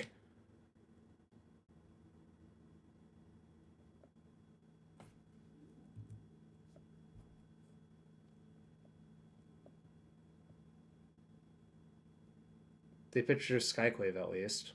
Alright, so we're on the hook for Pact. We can block 3 things, but we're going to have to draw something good. Right? Yeah. I guess we don't die that fast, because they did give us 6 life. Also, I just looked at this deck list. There's not actually a combo kill in it. It's just meant to, like, bury you in, like, tokens, essentially.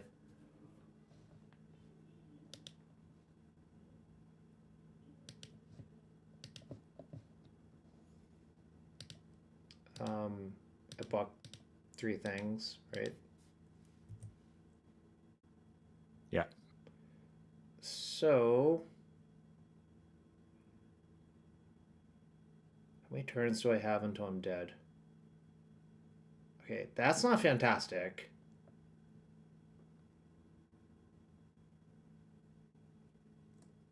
Maybe they don't have another white card? But I guess I also have to pay for this fucking Pact. Does it matter how I tap? No, just tap the bounces, I guess.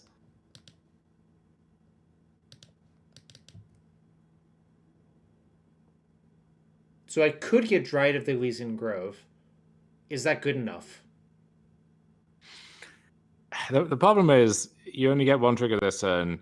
Yeah. It doesn't even matter what you kill necessarily, and then it's just going to get solituded, even in the best case, and then we die. I think I would wait and try and set up, another Titan next turn. I might just play the amulet out and see if they like burn something on it. Like, it doesn't even matter. I agree.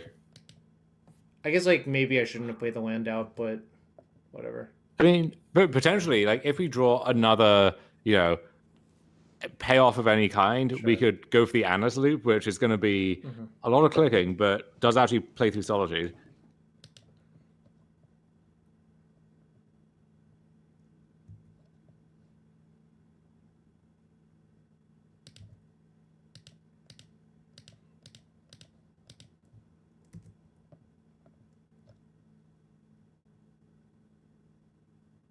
If I don't draw anything, I guess I just have to Zenith for Titan. Make them Solitude it, and probably get Toya with Simic Earth Chamber. Yeah, just the old Squadron Hawk setup. You can only Squadron Hawk once nowadays. It is sad. Oh, I think it is like indicative of like that stuff doesn't matter very much anymore, which is fine, you know. I mean, it's more just a case of there's so much competition for slots that I mean, I would like to have more. Hard to justify it in this day and age. Do I have to play my land first? Yes. If you want to do it this way, yeah. So yeah, we can play with Seiju. Sure. So I assume they're going to pitch something to it, but that's fine. Or something to prevent me from hasting. But I'm going to force the issue, of course. Yeah.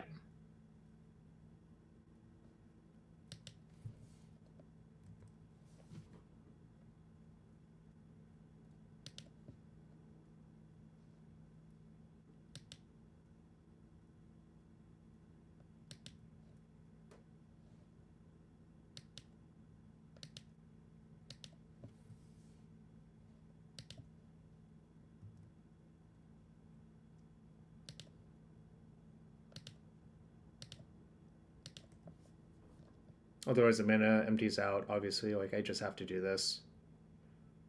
Alright.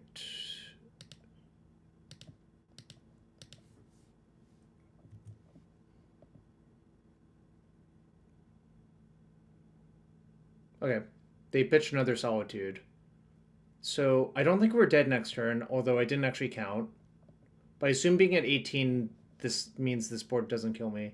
What may be an issue is if they draw another Solitude plus white card, we might not be able to get enough traction. Or, like, I guess, is there in some world where that's not the case? I mean, so, again, if we draw another payoff, then, I mean, go for the Anna stuff. Like, another virtue of that is it is not finite. Like, it does just beat the board regardless of what's going on. Sure. But a lot of clicking involved, and then, yeah, it's going to be dicey. Like, if we brick on that and we can only set up one threat this turn, then it might be too much, yeah.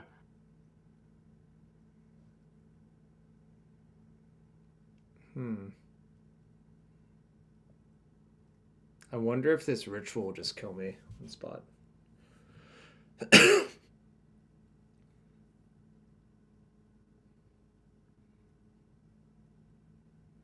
My kingdom for the One Ring. Monkey paw curls for sure.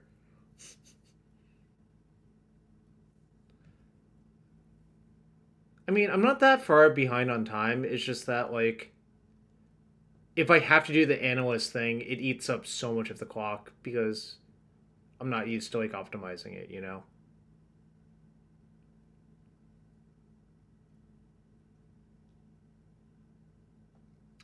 So, oh, that's fine, I guess. I'm gonna at least look.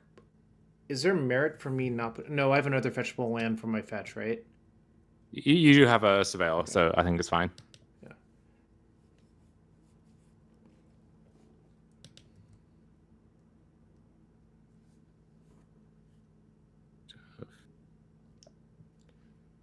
So, what does making Titan even do?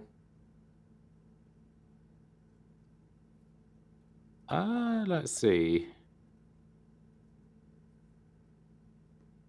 I think I have to cast this 100% of the time this turn. So I might as well just cast it. Actually, hold up. So do we have... What do we have in terms of, like, packs left in our deck? We've used one. We've used two. This is the second one. So there's one left after this. Yeah, I was thinking about what happens if we get Analyst, right?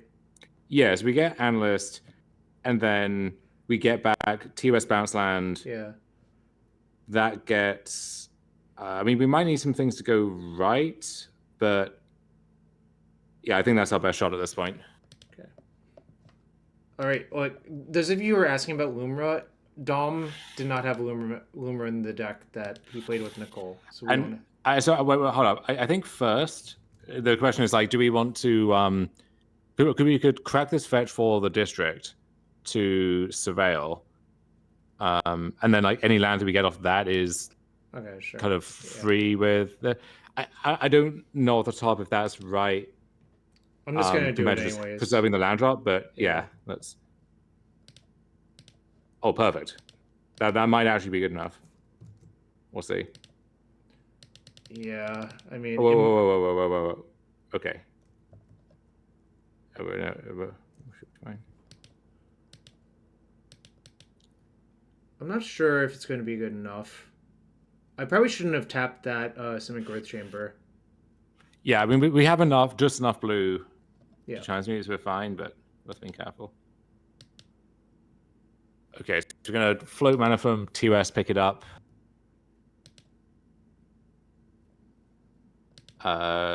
Then transmute that. Get packed. Wait, there's no packs left. Where the fuck did the other pack go? Well, that's why I asked. Oh, I guess I miscounted. Mill it? Oh, we milled it off Analyst. That's what happened. Oh, jeez. Okay, I guess I'm dead now, right? Yeah. Okay. So I guess we got, like, reverse. Yeah, whatever. One out of it or whatever. No, yeah. It's 3. It happens. It's 3 out of X, right? Which is a much bigger number than 1 out of X. Wait. Oh, so wait, hold on. We could Woodland and Haste. Oh, sure. Okay, I missed it. Sorry. And then yeah, we get Double Lotus and yeah. So okay. Okay, I fucked up. Although actually, at that point, it gets weird because we need the Woodland to be able to come back and copy the answer. So I don't know, but anyway, regardless, we're here now. So yeah, Chasm's in. It's another like heavy white orchid. Yeah. Well, what did we do last time? We had like this and this in. Yeah, I think both of those are fine again. You can make a case for like the Pit of Offerings because they do have eternal winners and so on, and it's nice to get the life buff with Splunkings. Like yeah, cut Cavern of Souls. 4 cuts.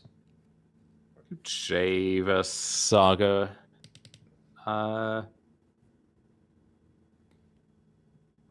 Could shave Beseju even with Ritual because. Okay, so this person has 3 Damping Sphere in their sideboard. Oh, okay. Well, and 2 Gadok Teague. Gadok Teague, wow. I guess we can... You shave Grazer, get Fungus in. Okay. I still need to cut a bunch of cards, though. Yeah. I'm kind of actually lower on this versus them now that I think about it. Sure, let's cut that. And then maybe shave Escape Shift or something. Just getting that trapped under T is annoying. 1 more cut. Cut another Saga, I guess. Okay. All right, so they have 3 Damping Spheres, but I don't really like trying to Force of Vigor them. This hand would be so close to being okay, but I'm just going to mulligan, obviously. Ooh. All right, I guess we're going to 5. Unless if there's some, like, deranged reason you want to keep this hand. No.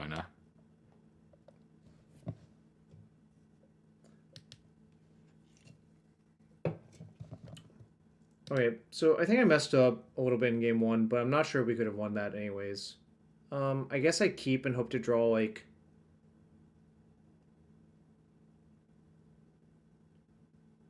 Oh, I think I'm supposed to keep. But what Yeah, should I you bottom definitely keep. here? So I think you put back battlements and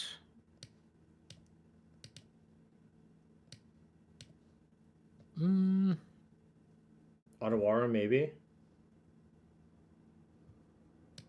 yeah. Yeah, I think so. And then the hope is to, like... Do I just play Saga and try to, like, turbo out the shift? Or do I just play Valakut? I think I probably just play Valakut. I think I would value on one because Yeah. you need to draw certain things to like Right. get stuff in the I'd rather have the other draw step to do that. Flax Tunes for their White Orchid Phantom. Oh Right. yeah. So I think Okay, I should good. play the Saga now. Now you play Saga, yeah. Yeah, because like so the reason Dom and I are discussing this is 2 turns ahead from now, if everything goes according to plan, you just kill them with Scapeshift Amulet. Because we have the second green. We even have like the pact after, or the pact to yeah, it's not completely rolled up just yet, but yeah, I think we should be in a good spot. Well, it really depends on what they do, I would say. That's not particularly helpful. I need to play the forest then, I guess.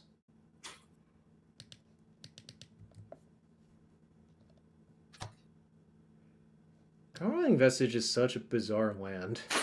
It really is.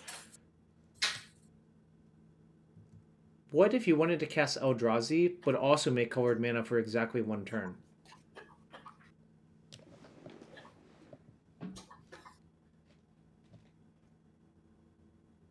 We can make 1 construct. Are you excited about that? Fuck my life. It's fine. It'll be fine. That buys so much time for them. Sure.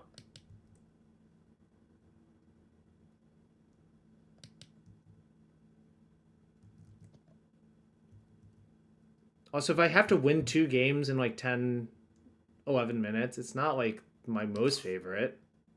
If that makes sense.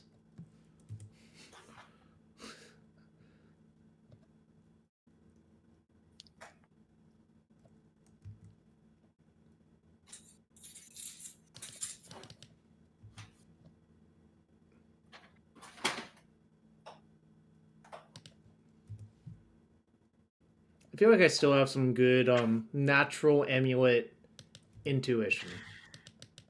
A little bit. I think maybe there's a case there for we play Vestige, we pact with Dryad, we make our 4th land drop, and then okay, we kind of force the issue on their stuff, and then we can start triggering next time. But yeah, I guess I got pretty rough. Maximum punished for doing the other thing, which I think most people would have done as well. But yeah. Oh. Or we could just draw that. Okay, fair enough. So I just play this, play Dryad, play Woodland? Yeah. Yeah.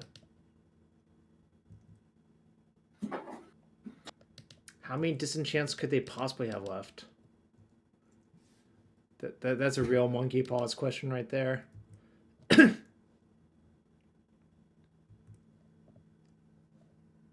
This poor arthritic monkey. Just twitching all over the place.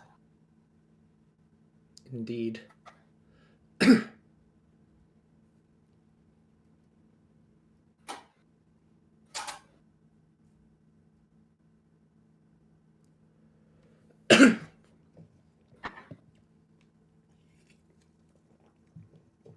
Ranger Captain. Well, you can't Haywire Might this or that, so... What do you think they're getting? Still Haywire Might. So, to be clear, I think this deck goes to 3 Damping Sphere, 3 Haywire Might, 2 Gaddock Teague, post board. I think if I were them, I would probably shave, like... What would I shave? Maybe, like, Eternal Witness is not particularly good. I don't know. It's hard to figure out.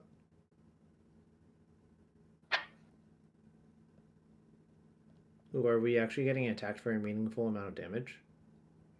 Guess we are. We cut 2 sagas, right? Yeah, so we actually got both of them blown up in that way. Yeah. Yeah, I mean, like, that happens sometimes, like, whatever, but obviously it's infuriating. Oh, is that good? Ooh. Wait, hold on. Did we...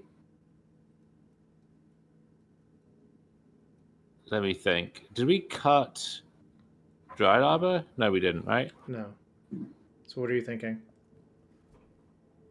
Well... Are you thinking Pact for Arbor, play it, map for Vesuva? Or no? Yeah. Okay, I think I'm going to do that. I don't think there's a way to set up Scape Shift that way this turn, but...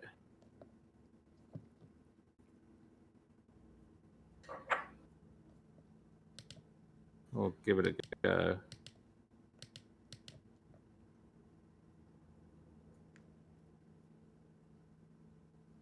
I mean, our options are not very wide here. Like, yeah, I mean, so worth thinking about quickly. So we could, if we get Vesuva and then whoa. So yeah, if we get Vesuva and then Pact for we're getting 2 triggers to shoot one thing. We can also, I guess, like get bounce land, or we could get fetch land, which also gets us 2. And then we get like a look towards another land drop next turn. It's kind of... I think, like, so all of these plays are bad versus removal anyways, but I feel like the Vesuva thing is highest upside. So, but maybe that's wrong. I don't know. I'm also like kind of worried about the clock just in case. Yeah, I'm just gonna do this, which may or may not be right. Look forward to someone telling me that I absolutely threw it, which I can totally believe, but...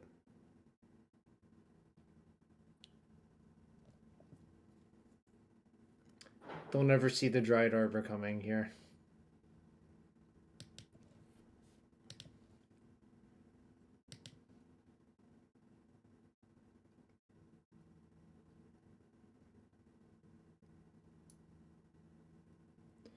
Maybe it's just the Guide of Souls, actually.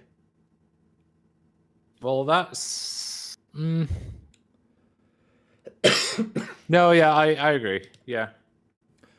I think the issue is if I don't kill with the Guide of Souls, there will just be 2 3-power flyers, and I might just die before like I get anything going. Okay, I don't think... I mean, I know they have a Haywire Might, but I think their last 2 cards are probably not that broken, or like not that interactive, I guess is probably a better way of putting it.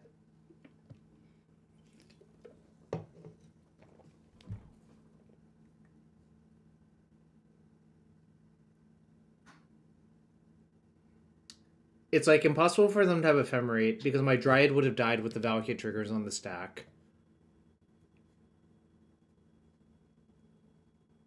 So what's their hand?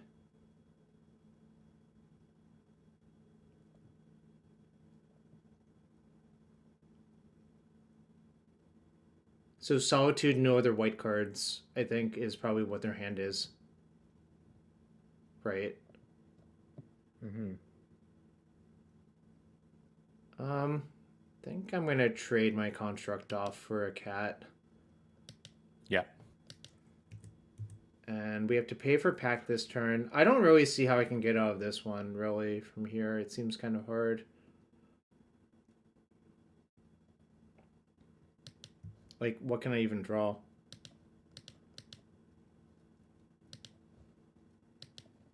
I guess Pyroclasm?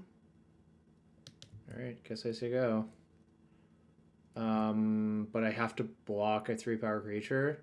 Wait, no. Am I just dead? 3... We are dead, yeah. Oh, okay, cool. I'm just gonna save time. Oh, that kind of sucked. I feel like that matchup should be okay, but I think it's fine. I mean, we didn't. I mean, we threw game 1, right, and then just kind of got clobbered game 2, but so it goes. Yeah, I think that's like the issue with Modern. Even if like the matchup's okay, like you can certainly get steamrolled.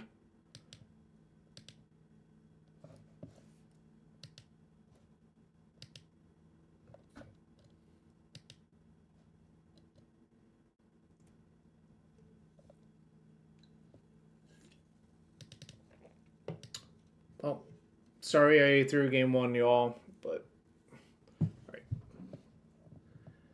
We shall see. We shall see if we can redeem ourselves in the last 2 matches of this week. Well, seems like a fine hand to me.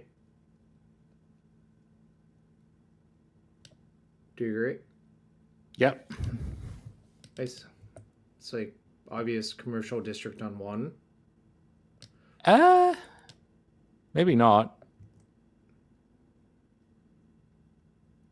Yeah, now I think I would just Saga on 1 to set up a 10-3 kill. Sure. Can I show the deck for a second? You can just type exclamation point deck and you can find a flex slot. Okay, so this is Eldrazi ramp. How do you feel about this matchup in general? I think it's close. It's usually very swingy. Like one person gets ahead and then is very far ahead.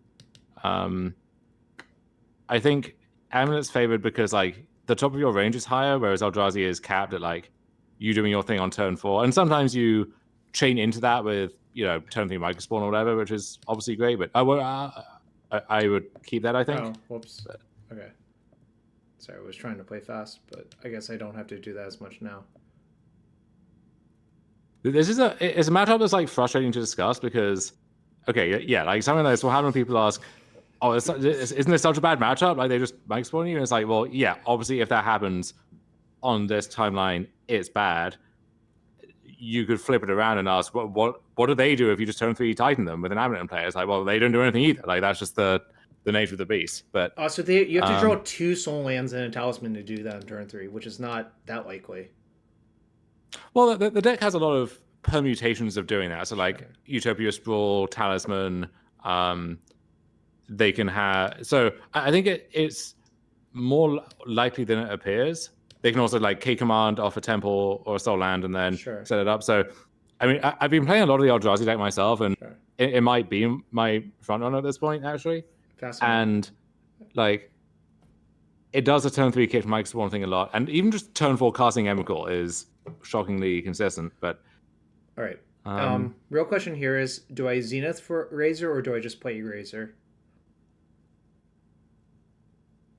I think that's like precise question I would personally ask. I think I would Grazer and then replay our Surveil. Okay. I can kind of imagine routes to winning the game that involve like finding Dryad and then, although I don't know. I assume I should keep this Spawn King. Yes, 100%. Okay. But we're 1 short of the Scape Shift kill next turn, right? Or actually, we're 2 land short as well. No, we're fine. No, we'll only have 3 mana after. Oh no, never mind. I see. So the whole 4 land thing is assuming at a baseline. Okay, they're dead. Perfect. So the 4 land thing is like at a baseline. Well, scratch that. That one was a real roller coaster of emotion. Maybe they won't Ghost Quarter me. Maybe. I mean.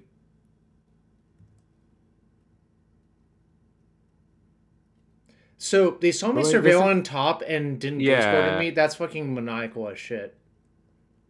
That is bizarre. I mean, it might be. Are they thinking about whether to do it at all? Because it does seem. Okay. Yeah, like from their perspective, it doesn't seem like there's much we can do that actually matters, right? Okay. Walk me through what I'm supposed to do here again. Okay, so Spelunking we put in Lotus. I mean, actually, I guess we could put in Boseiju first. That's fine, but we'll see what we draw off Spelunking. I'll put the drawing Forest is good. Yeah. Okay. So put in Forest. Put in Lotus Field or play Lotus Field. Yes. Have it enter untapped. Float off 4 mana. Then we'll sack Lotus Field, and actually, I think so. Basically, what's going to happen is we're going to cast Titan, or going to cast Shift to set up. So I guess it's going to be those either way. That's fine. Yeah. So sack Field and Turf. I mean, everything's getting sacked anyway, so it doesn't matter. But okay, now we'll cast Scape Shift. Sure.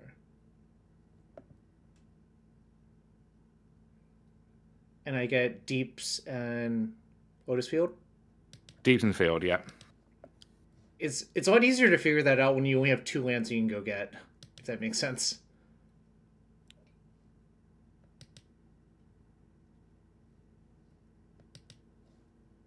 Copy Lotus Field. Yes. Yes. Float 6.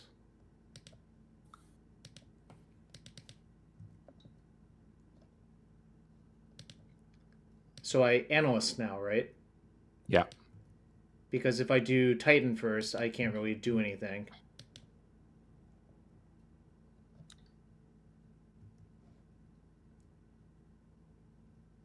Okay, we got more mana.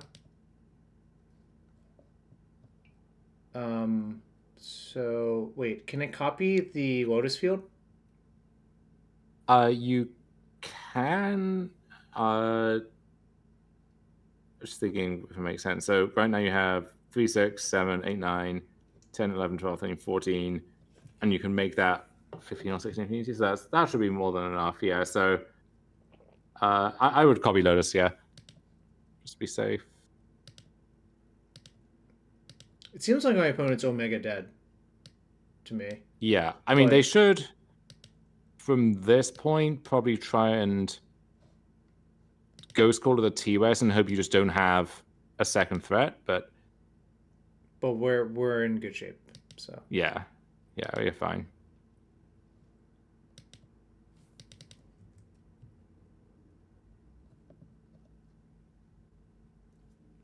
We have many threats, in fact, right?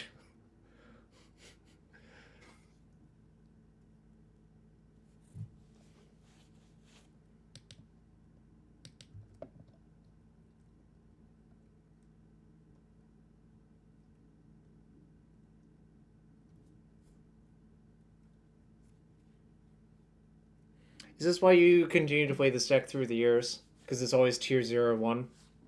Something like that. Yeah, see, like they had, turn 3 Microspawn, which I guess there were better follow-ups they could have had on turn 4, like Emrakul, Wallbreaker. That was, that's like the thing that bridges them to their best starts, and even had like the Ghost Quarter, and we still just kind of plowed through that. So, well, if they Ghost Quartered our Gruul Turf, they would have bought another turn, right? Yeah, they would have won, or if we didn't like surveil into the Spelunking or whatever. Sure. But okay, so I added a Boseiju. Maybe that's wrong, but no, but Boseiju's good. Love Boseiju. I think there are some lists online now that have Cyborg Force Figure in Eldrazi, which is kind of scary. So you could try and hedge a little bit with Vexing Bauble, but I don't think I would. It's more just something to be cognizant of. And then am I shaving Sagas or no? Let's shave other lands first, and then we can circle back to the Sagas. So Cavern can go. Cavern out, yeah. So Arbor in theory is nice to be able to like use your Zenithal one to ramp, but Arbor into K command is so bad that it might be worth cutting anyway. That's reasonable. Like, letting them Cosmos command one of your ramp spells plus getting a Scion, it seems fairly bad, right? Yeah. And then Pit of Offerings is decent. To buy you time for Emrakul, right? Yeah. Because I assume if they ever Emrakul me and I have any sort of thing in hand, I would just immediately. Oh, it's over. Yeah, it's Jover, as the kids say. What can you cut? We're 61. We're fine. Okay. So I mean, we didn't shave a Saga, but I think that's okay to do. Yeah, I mean, you could add the Elder, or the Fungus, but it's not unnecessary. This looks like a keep to me again, but this one is a little awkward in the sense of we don't have a threat yet, and we also are currently scheduled like Spelunking on 3. But I guess we could draw a threat, and then we have turn 4, which is fine, but not great given their curve. Or we could just draw a green source and have it on 2. So okay, yeah, let's keep this, I think. Also, my opponent mulliganed. But I guess I shouldn't think that like automatically means we should just keep any hand, you know. Devour of Destiny. It's kind of funny, like, this card was so hyped, I feel like, at the beginning, and I think it's, like, only okay. I guess, like, the impulse is pretty good, though.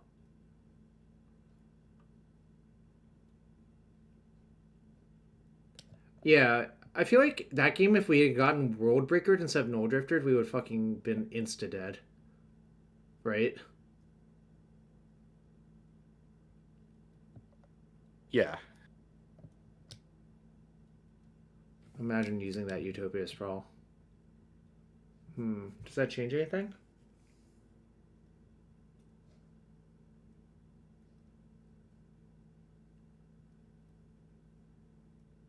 I can't figure it out.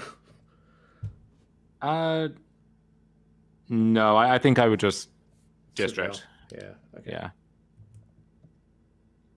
Well, there's a payoff. I guess we'll keep that. Yeah. Also, please tell me you have the right Utopia Sprawls. Dissension?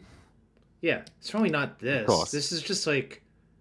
I would even allow you to have the M25 ones because they at least have the same art as Dissension. Yeah, I do like the Enchantment border, even though I hate the new like thin border frame. Huh. Okay.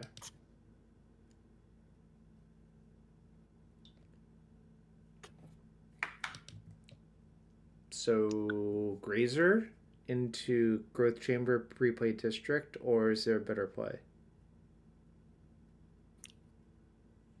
So, yeah, I think I'd play Map, play Grazer. I don't want to expose the bounce land yet. I'm just thinking, like, do you want to put Saga in? Probably we do, yeah. So let's play Saga, play Map, and then Grazer in the Mirror Pool.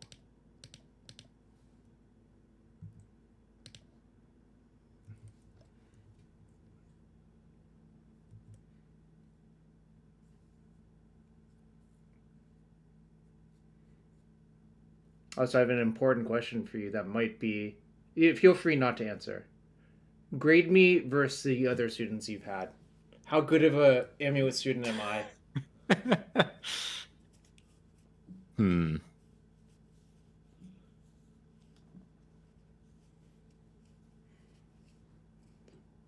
Well, you come to the lessons with a good base for existing knowledge, which helps. You know, professional counter after all. But you're a little, undisciplined and rowdy, and sometimes I have to, Whoa, you calling me rowdy? Slam down the iron fist.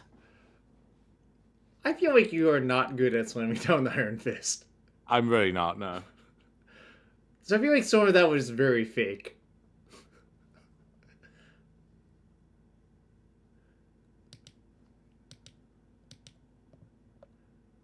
Yeah, see, Bring Back Gideon said, no way I'm rowdy.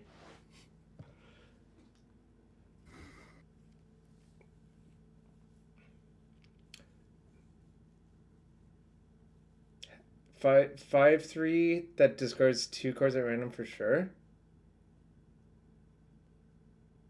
That's you, all right. That's Rowdy Crew?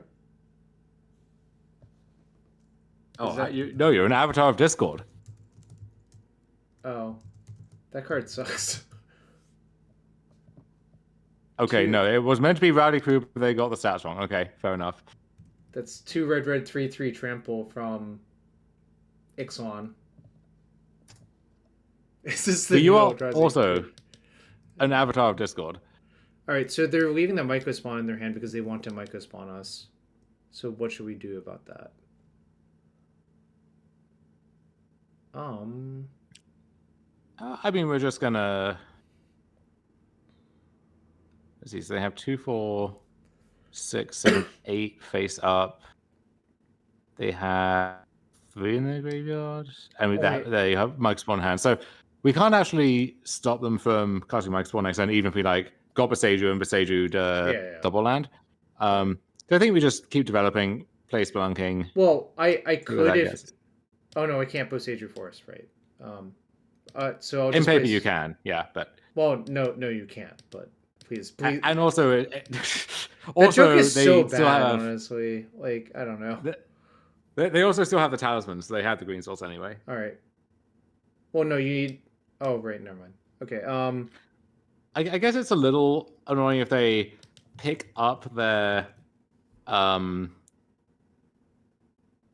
Devourer of the Lab and then Devour the Spelunking once it's in play. But they only have 1, 2, 3, 4... Oh, no, I see. If they have any land, they can do that. Yeah. So maybe that actually would be a case for just playing a land, using the map, getting Boseiju, the lab, and then we get Myco Spawn fine, but then we're still in like a decent position after that. So which one am I playing if I'm going to do that? I assume the Saga. Okay. All right. There are certain cards that this is very weak against, but I'm not going to say any of them. And I have to do it now, otherwise they can always just return the Devourer. Right? Yes. People love waiting for draw step, and sometimes they shouldn't.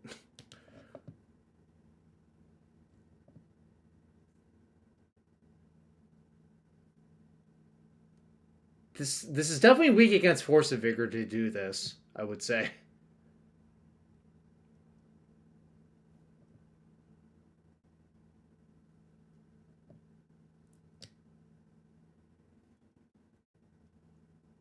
Ah, shoot. I did name it.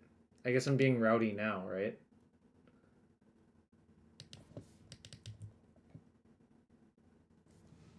Why did I say it? You baited me into it.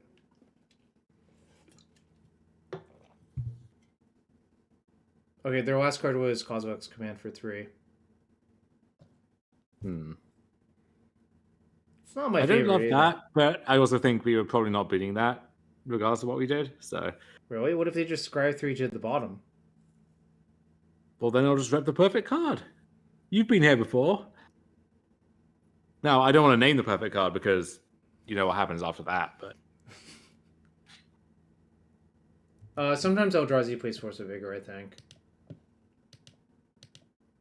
I assume you've seen Eldrazi lists with Force of Vigor in the sideboard. Yeah, I flagged those up earlier. It's a pretty terrifying trend. Rumble? Okay, well, there's the Force and Vigor in question, but they picked up World Breaker, which is not fantastic for me. They also have an Eldrazi Temple and plenty of mana. So I assume there goes this or this.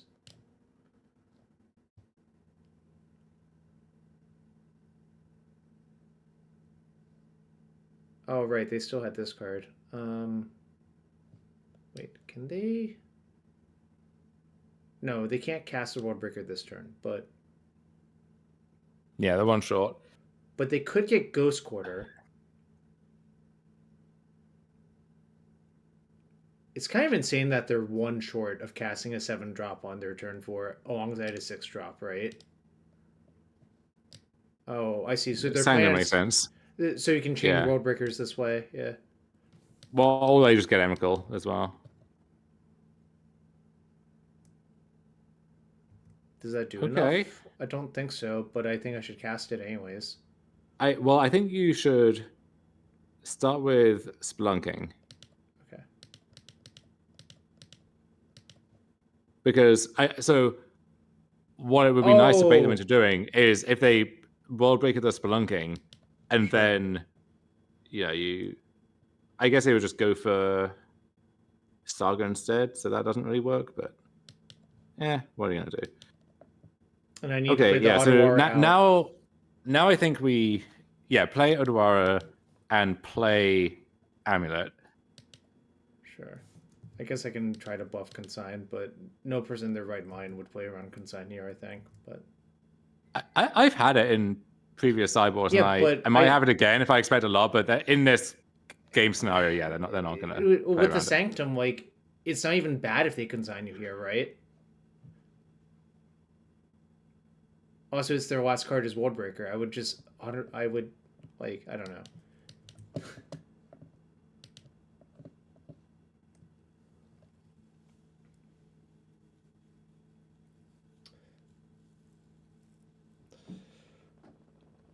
Oh. What land do you think they're going to kill? I would randomize it. You would literally just... No, I would kill Saga, but... I think randomizing it is, like, deranged here. Well, it's fun because you know it's correct to hit Saga, but you don't know if that will be the outcome until you roll the dice.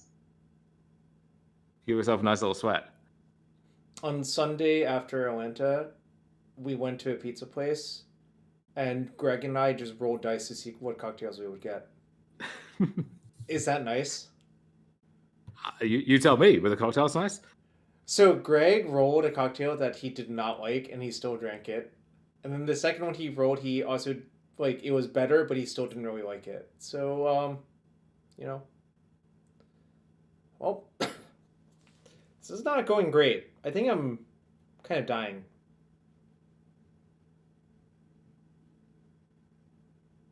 Oh, both of the drinks I got, I was satisfied with. Anyways, we will only have 5 mana next turn. Yes, but we are still, a Amulet or Grazer or Lotus Field away from casting Titan regardless. Yep.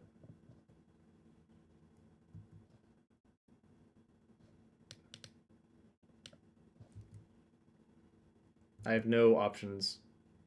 No moves. My option is play. My option is play Forest and hope I don't what can they even do this turn?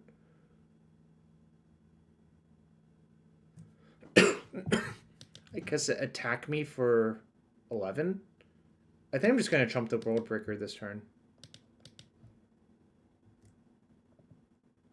I don't see the value of keeping it around.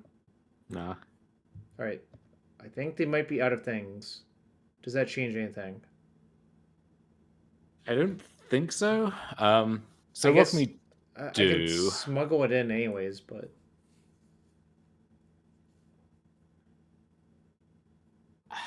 So it's kind of nice in that it means we don't have to leave back a blocker or anything, right? We can have that soak it up. So we can also leave the Mirror Pool untapped, and then that sounds pretty good to me actually. So if we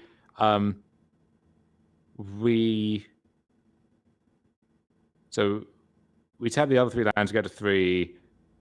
Chamber up to 5, Graze up to 6, leave Chamber and pick up Odawara. We play Titan, we haste Titan, and then we attack, we get 2 things, we haste Mirror Pool, or we attack, we Mirror Pool, copy Titan, get 2. Yeah, that sounds pretty good. So I'm leaving the Mirror Pool untapped? Yes. Okay. You said a lot of words. Some of them actually confused me because I don't know. You were like, leave the Growth Chamber untapped. I'm like, that doesn't sound right, but...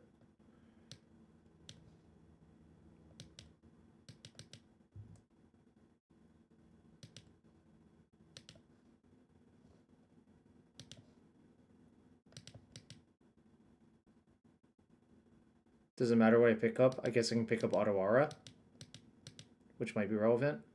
Yeah, but pick up that. There was one of the many words I spewed out there. Sure. Yeah, I mean, you were speaking in novel.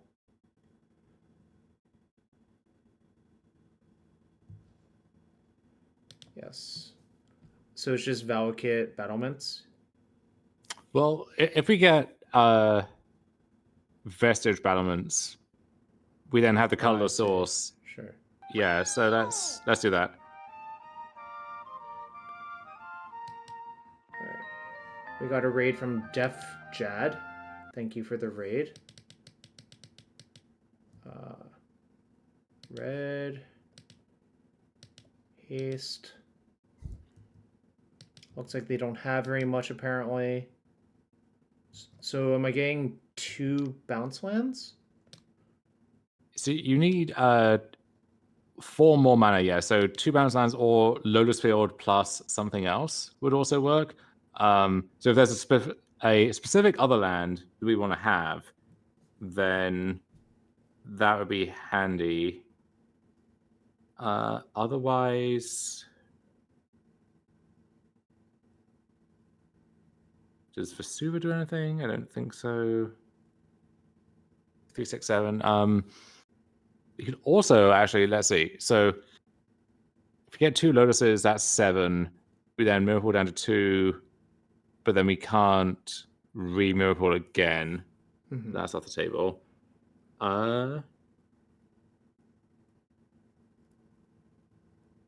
Yeah, I don't think the other lands really do too much for us right now. So I think, yeah, we'll get 2 bounce lands. Okay. Let's say Gruul Turf, Growth Chamber. Yeah. And I'll just pick up 2 forests. Well, no. So we're gonna, in response to the bounce land triggers, we can make the copy of Titan.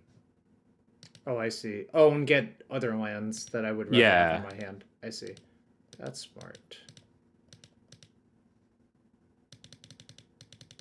And it's pretty hard for them to have Kozilek's Command here, because who lets a Titan attack if you have Kozilek's Command in hand, right? Yeah, they don't have it.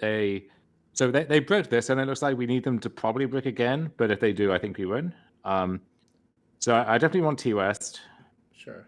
And I think... What happens if I get Pit of Offerings? Can I cut them off of that? 1, 2, you 3, you can't. They have 11 mana, so there's just no shot. All right. This is where Bajuka Bog might be better. Yeah, well, yes, but they have 11, and I see. Okay. If they don't have a relevant spell, it means they have a land. So even if they had like land Emrakul, that would still probably be good enough. Is it just West Valakut? Or is it like West Woodland? How close? So we're not. We do have Delirium basically, but we don't think any Besager does anything. Yeah, so it's got T-West and Woodland. Yeah. Just because we don't want them, if we expose a Valakut, like actually, they draw World Breaker or something, right? We don't want them getting that. What other land am I returning to my hand? I guess Vestige? Yeah. I'm not sure it matters that much, but definitely, obviously, having the West in my hand is correct, but past that, who can say?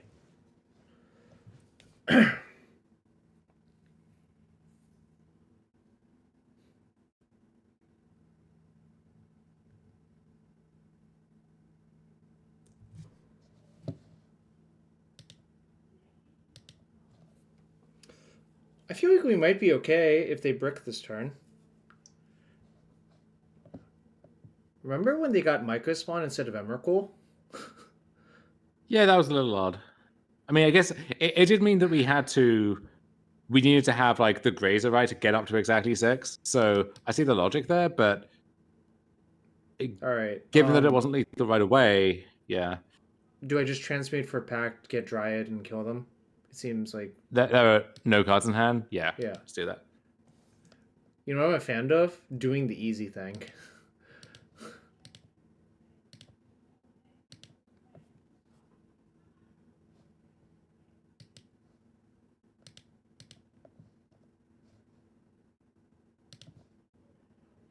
I like how it warns you that you have to pay next upkeep.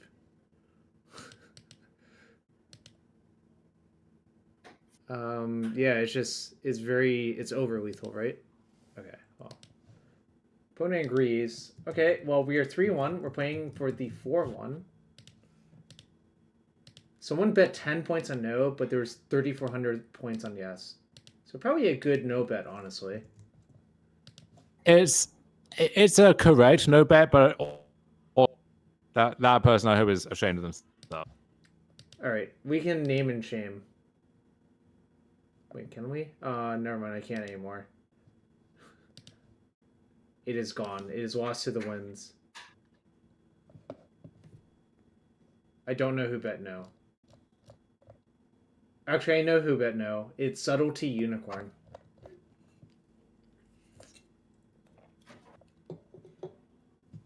Alright. Not gonna lie, the deck feels like pretty strong, honestly. How would you say our matchup? You sound surprised. Well, I don't know. Like, 61 cards makes me not want to like the deck, essentially. You could just play with 60 cards. No. You're here. I cannot play with 60 cards when you're here. Monowhite Hatebears. That matchup's probably bad if I had to guess, but we won. Omnath, which probably is a good matchup. Selesnya Ritual, question mark, but probably fine. Eldrazi, I think it's just like you're flipping coins, right? Yeah. It's like slightly weighted coins, but... Yeah, but it's close enough to a coin flip that I think I would rather win the die roll more than anything else. Okay, so I played this person in Legacy a lot, and they play only Nadu Cradle, but I don't know what they play in Modern, so... I don't think there's like any deck that's like close to Cradle Nadu in Modern. Seems like I should probably keep this hand, even though I don't have a 1-drop Accelerant. Yeah. But... Well, we kind of do. This might be the rare Zenith for Arbor moment. Oh, actually, yeah, never mind. Do you think this is going to get rebanned within a year? Probably not, actually. No, I think Zenith, absolutely not. Looting, there's a chance, but it doesn't seem like it yet. And then Opal might get banned for the sins of Underworld Breach, I think is the most likely one, but... Well, with the second Zenith, I'm always doing this, I think. Yeah, yeah. I think it's probably And speaking of the devil... It's Temur Breach, right? Is my suspicion. I'd assume so, yeah. Yeah. This might be the deck that actually gets something banned out of it, if I had to guess, but... someone in chat asks you what's a 50-50 matchup for Titan. Probably Eldrazi Ramp, right? Yeah. If I went down the Goldfish list, I could probably find like something more obscure that was closer. So, I'm dead to a... Oh wait, no, I'm not dead next turn to that, but there are a lot of things I actually am dead to next turn, but I think I just play my thing and it works out. Yes. I guess actually, I was briefly entertaining like a very deranged line, but no, it's fine. Yeah, let's just put in our cool turf. Do I pick up the Dryad Arbor just in case if they have Unholy Heat?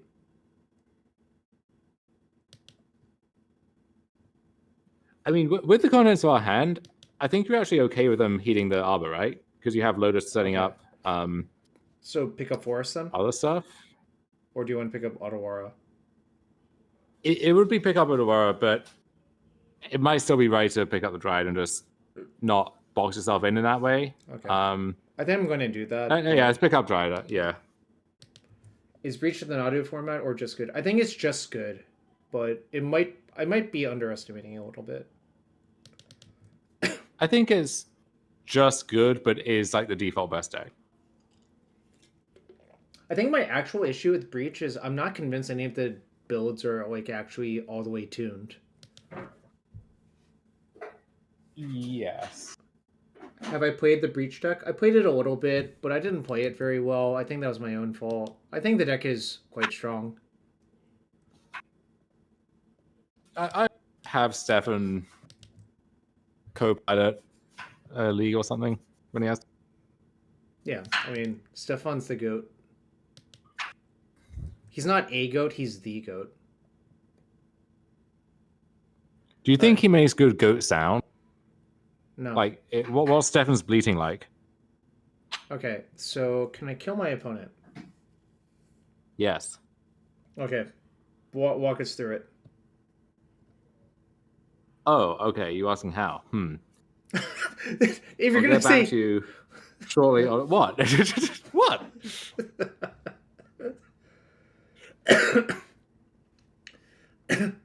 7. Let's see.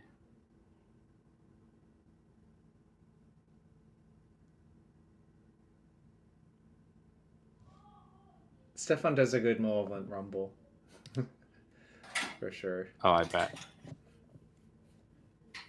I assume all lines start with Lotus Field, Cast Titan, but... Yes. So let's do that. What lands am I sacrificing? That's why we have to decide right now. Like, are we trying to do some kind of analyst thing? And if so, when are we doing that? Like, are we trying to attack the Titan first to set this up, or are we pivoting instead? I think we should.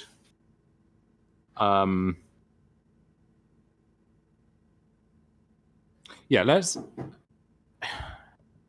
So I kind of want to one-shot them. Well, what's the most likely way to one-shot them is, I guess, my real question.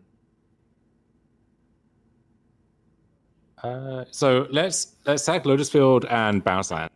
Okay. And then cast Titan. And so we have 7. Yeah, so we'll cast Titan and leave a green floating. So I'm just thinking about the haste thing again. Like maybe, like basically it either doesn't matter or it matters that you leave up red. So let's just leave up red and think quickly.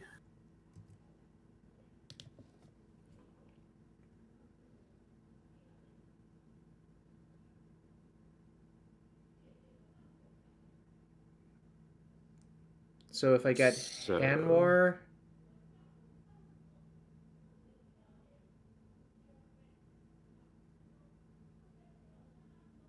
What happens if I get Hanwar Lotus Field, I guess is the question.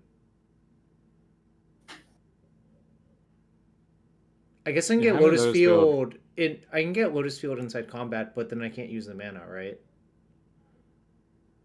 Well, so what you can do is hypothetically, like, let's say you got Battlement's Lotus Field, then you could haste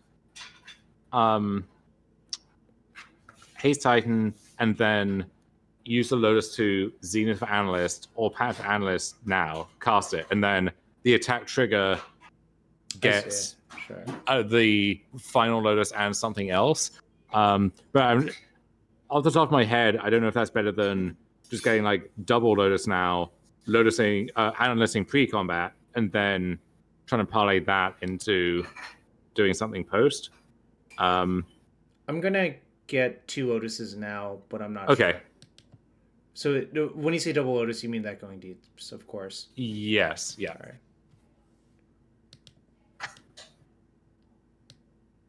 Well, I'm not sure the Analyst loop is deterministic by this point. It doesn't seem like it is to me, but...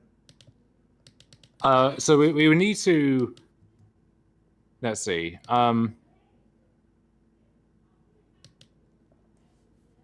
Yeah, it would be a little... I mean, we have enough to do it. That's a guarantee. It's just a little finicky. So cast Pact for Titan? Actually, I think if it's better to Zenith for Analyst now, because uses all the mana there. We're going to want to cast a pact at some point, but we can do that whenever. So I think, yeah, we Zenith first. So Zenith for 2, put Analyst into play. Yeah.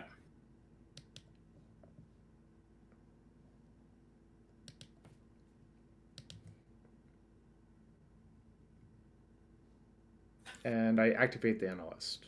Yeah. Okay.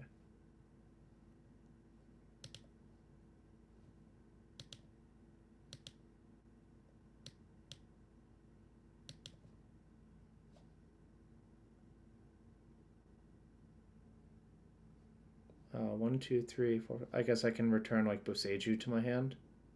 Yeah, return Boseiju or Odawara. I guess Odawara for now. 20 mana. So now, I think for convenience sake, I would just pact for Dryad and pact for Titan.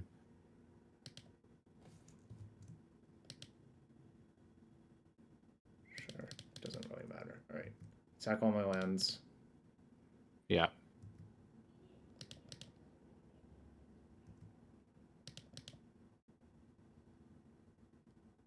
So I have 3 card types. Summoner's Pact is the 4th, right? Pact is the 4th, yeah. Okay.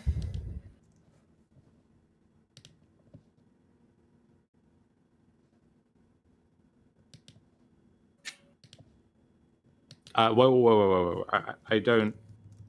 Hold on. So we have 14. Yeah. 14, so we... So let's just pad for Titan now too. So we go down to 8. We Woodland plus X, and then Woodland Analyst gets everything. Yeah, okay. So 13, 14. We'll get Titan, cast Titan.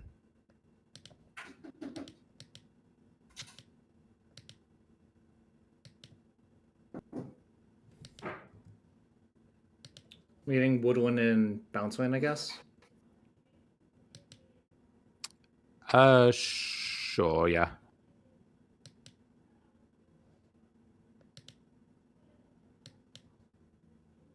So copy and response.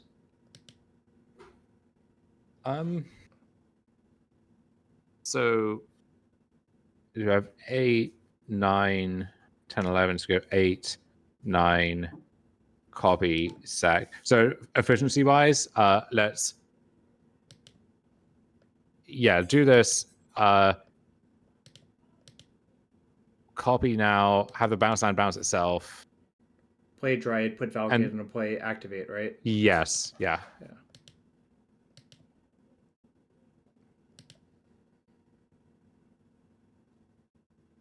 Oh, I forgot to play the Valakut. Yeah.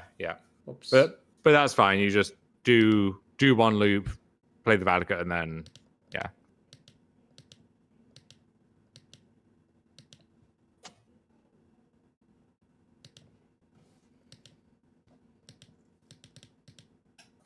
Oh, shoot. Whatever. Getting a little bit of lag, which is kind of infuriating, but... Oh, shoot. The Dryad mix is kind of unpleasant, too, huh? Well, yeah, it means there's another like set of triggers you have to put on the stack, but that is the final one, basically.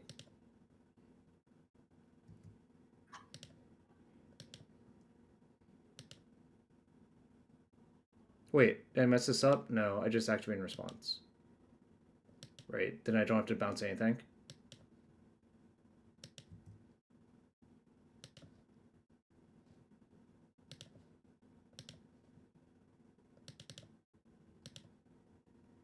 Are we sure this was lethal? Yes.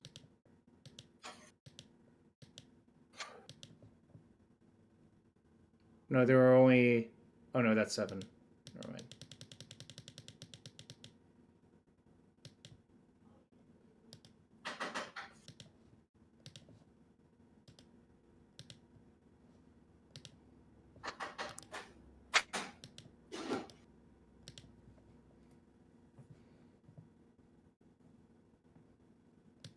All right. Whoops, I wasted like 30 seconds, I guess, but it's fine. Okay. Boseiju, Force of Vigor, Pit of Offerings, Vexing Bauble, Collector Roof, Curator. Fungus? Probably Fungus too, yeah. Okay. What am I cutting? Is the real question. Yeah, you can hack away at a lot of stuff here, so I would cut Cavern of Souls. Mm-hmm. Again, I would cut some amount of sagas, but we can table exactly how many for now. You can chase a Grazer or two, and then I think we'll end up cutting our scape shifts. Like, this is a racing matchup, but there's a lot of stuff we're bringing in, and also they usually have a bunch of Nature's Claims and tunable Hatebears and stuff. So actually sticking a saga, sticking an Amulet effect is not trivial.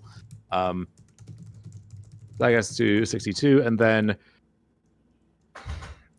the Dryad Up I go back and forth on. I could imagine hands where like you have a double Zenith hand, and being able to like Zenith for Arbor and then Zenith for Oof is pretty important. So I would keep those. I would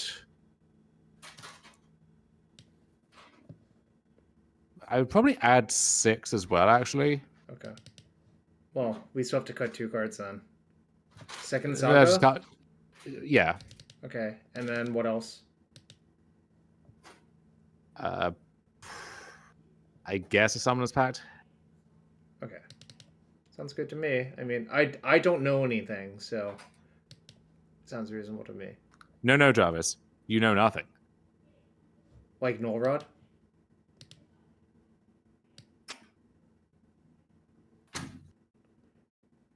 So, some have called you an ancient artifact.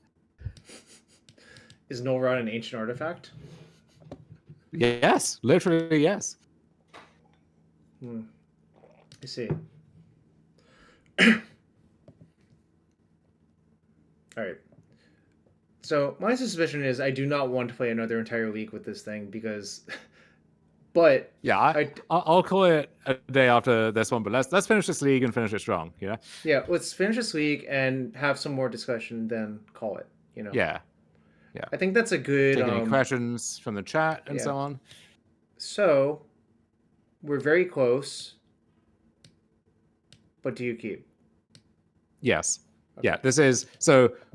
We would like to have more land drops, right? The second Graze is not doing too much for us, but this is with any land really, like except for Lotus Field, gonna not manifest that. This is like turn 2 Zenith for Oof, which is a really good start. And then if we need to take a more combo focus, like turn 2 Spelunking sets us up pretty well. So a lot of good stuff going on here. So I assume you want to play Grazer then. Yeah, there's Forest, Grazer in the Surveil land. Yeah. I think it's like maybe more interesting if we don't draw a land, what we're supposed to do there. Keep or I agree. Well, so it's not super impressive on its own merits, but it lets us have our choice of Zenith or Spelunking without committing to Boseiju. Yeah. I think I'm inclined to actually keep it for that reason. Yeah.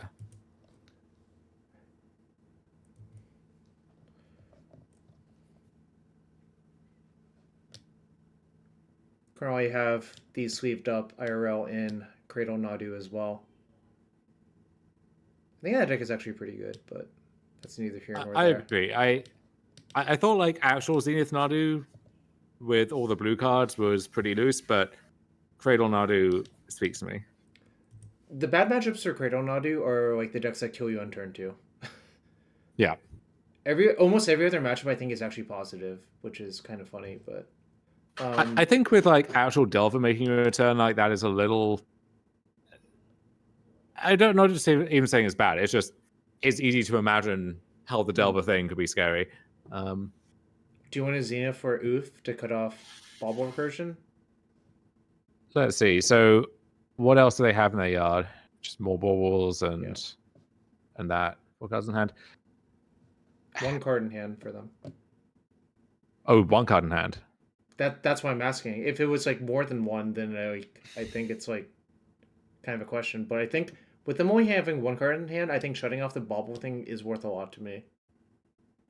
Although the flip side is that also makes it that much less likely that we just die if we don't present a hate card this turn. And if we, let's say we spelunking, we keep the Zenith as our threat, there's a decent chance that we can, parlay that into a win of some kind.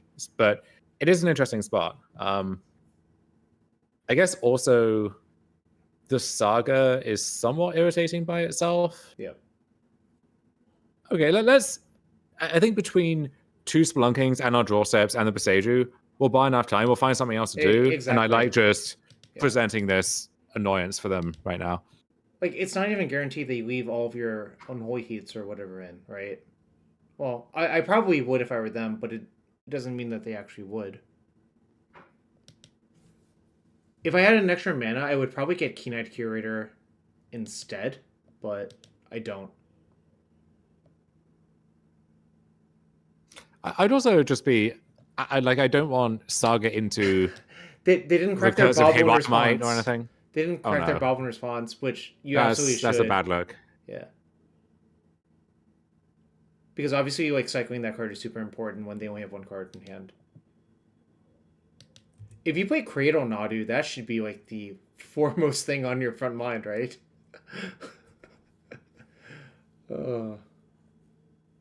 Grazer blocks to me, thank you for that. Alright, they can make constructs now. This is your avatar in Midgo right now, right? It is, yeah. You got it for, like, top 8 some vintage thing back in 2021. He's just a little guy. Yeah. Is that what the sound of Oof makes? That's kind of terrifying. All right, I think it's time to play Spelunking, right? Would you call that a big oof, or is it more of like an average size oof? Average size, probably. Okay. Like, Kitchen Finks is definitely bigger than this thing, right? I mean, if that's... I mean, sure. All right. I think my play is very dictated. Troublemaker oof? That one's... That also somewhat describes me. So I could play another Spelunking this turn. You could. You could also just pick up the hold district. Open Beseju. Oh, I maybe see. even Beseju the Saga. Sure. How does that sound? It sounds actually pretty good. So I'll just pick up the district and play it, right? Yes. Yeah. I mean, our plan is to dig for a payoff card while killing this Saga, right? Like. Yes. Yeah, that's good. Yeah. Ooh, Airy Oofs was a banger. If you know, you know.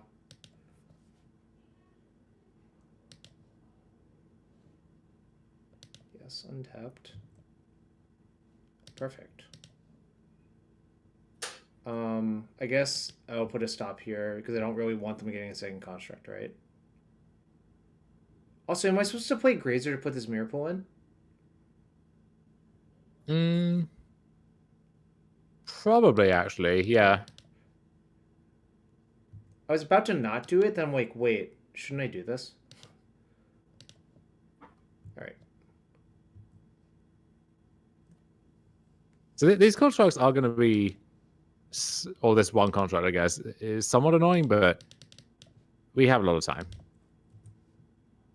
I mean, if they just like tap out next turn, I think we can fairly easily overwhelm that one construct.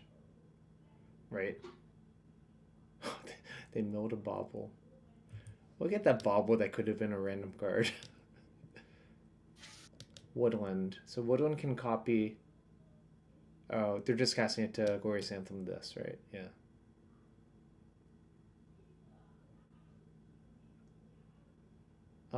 I don't think I need to chump yet. No, I think chumping later gains more life.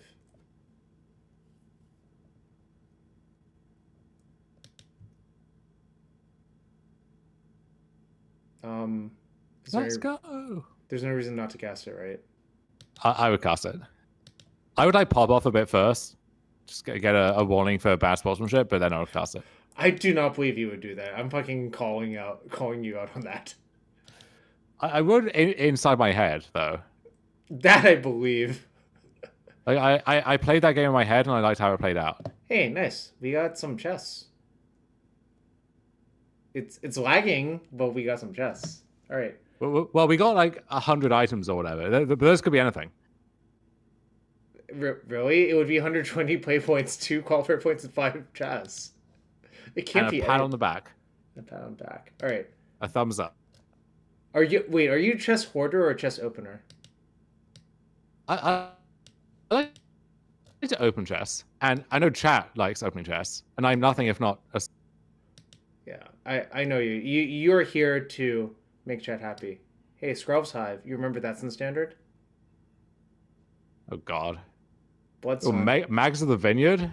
Bloodsun? Let's go. I saw Spike streaming a deck with this card in it today. Q&A time? Yes. That sounds like something he would do. Yeah. Fire all questions. You can fire any question while I open these chests slowly. The fuck is this? Have you ever seen this card? Wait, what is it? Let me zoom in. Ripples of Potential? Yes, of course. I've never seen this card until now. You don't pour through the Bloomburrow commander set? No. Is Tameo a good card in Breach? I think so, because it makes your Ambers on more. Okay, serious question. Are 4 dried builds not worth it in your eyes anymore?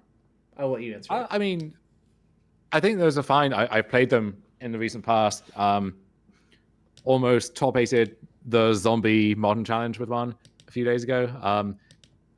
It's fine. It's just there's a bunch of different directions you can take the deck, and this one, like the Dryad thing, sits at one extreme, and then you could do like the full-on analyst escape shift style thing at the other extreme. Right. And this one is kind of straddling the fence a bit.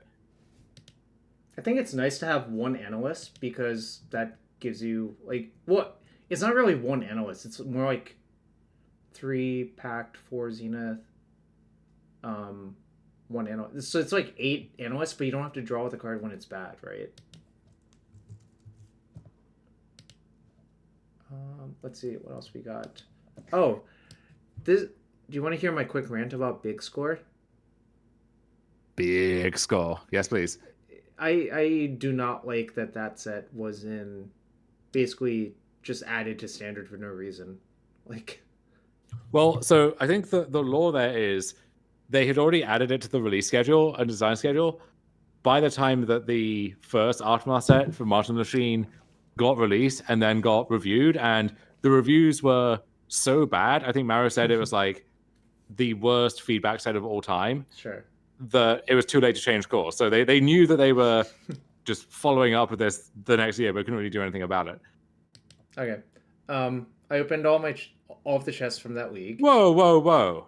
Hold up. We also opened Enduring Vitality, broken combo piece in Otters and Beyond. And then, what was it, Balustrade Worm or something? It was Colossal Worm from Outlaws. Oh, see, that's the card I really thought was going to be messed up, and it's seen 0 play in any deck ever in the past year. So, you don't always hit, but there we are. All right, someone wants you to answer Pyroclasm versus Vampire's Vengeance again.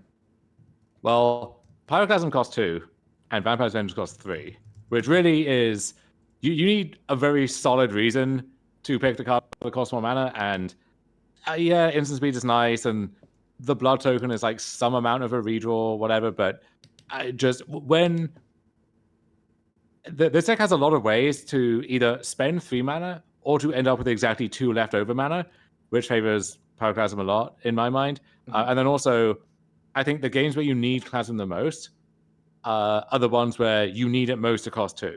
So, like if you're on the draw against the nuts from Boros Energy, right? Your Vampire's Vengeance might just be uncastable or dead or whatever. Pyroclasm might actually do something in those spots. Also, imagine for the sake of argument that you're on the draw. I love arguments. Your opponent goes land go. You have a tap land, and your opponent plays Thalia on turn 2, you will be maybe dead before you can cast Vampire's Vengeance, but you can very easily cast Pyroclasm on turn 3. Or on turn 2, even, so. Yeah, no, in this case, I was pretending you had a tap land, because this deck has a lot of tap lands. I was just pretending that Thalia didn't exist. Just very confidently casting my Pyroclasm. Judge, my opponent named Dom Harvey just cast Pyroclasm through Thalia, tapping 2 mana only. Don't be a narc, Jarvis. God. If your opponent plays Thalia in Modern, they've already conceded. I don't think that's actually true. I think, like... So, I somewhat agree with that, and I think it's been true for, like, the past 4 or 5 years whenever humans officially became unviable. However, there is, at this point, a non-zero chance that I register Thalia at the RC. So I don't want to, talk shit and then get hit. In Sewer? A Sewer variant? We'll bring humans back, Jarvis. It's time. Well, that's certainly not happening. That is certainly not happening. I think, like, I don't even know how you could revive humans. Guide of Souls is a pretty good human. One sec. Fact checking. The Guide of Souls is a good human? Would you believe I have no idea what creature type Guide of Souls is? Yes, but also you just look at the pictures and it tells you. Ocelot Pride but human? I don't think that would even fix anything. I think if you put Ocelot Pride into humans, it wouldn't do jack shit. What if Ragavan was a human? That wouldn't really fix very much either. What if Psychic Frog was a human? Are we just gonna name every good creature in Modern as what would happen if they were humans? What if Arboreal Grazer was a human? That would... Well, first off, does it have the same art? Sure. Then I would say it's adorable, but kind of not very good to put in your deck. What if Mutavault was a human? Well, it is. Allegedly. Allegedly.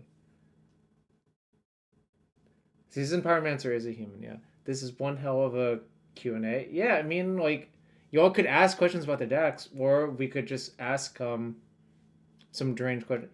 Is the Fecund Tortoise meme... is that Fecund Green Shell? Yes. That card sounds bad to me. Is it a meme? Yes. Is it good? Maybe also yes, actually, but haven't kicked the tires on that one yet. We're talking about the one from Bloomberg, right? Yes. This seems bad to me, but I have no evidence. But basically, okay, so what the deck really, really wants is a payoff that costs less than 6. Like a 5-drop. So that's the holy grail. I thought Titania could be that, but that one hasn't panned out. Roxanne conditionally, but there are matchups where they just don't care about the damage or whatever.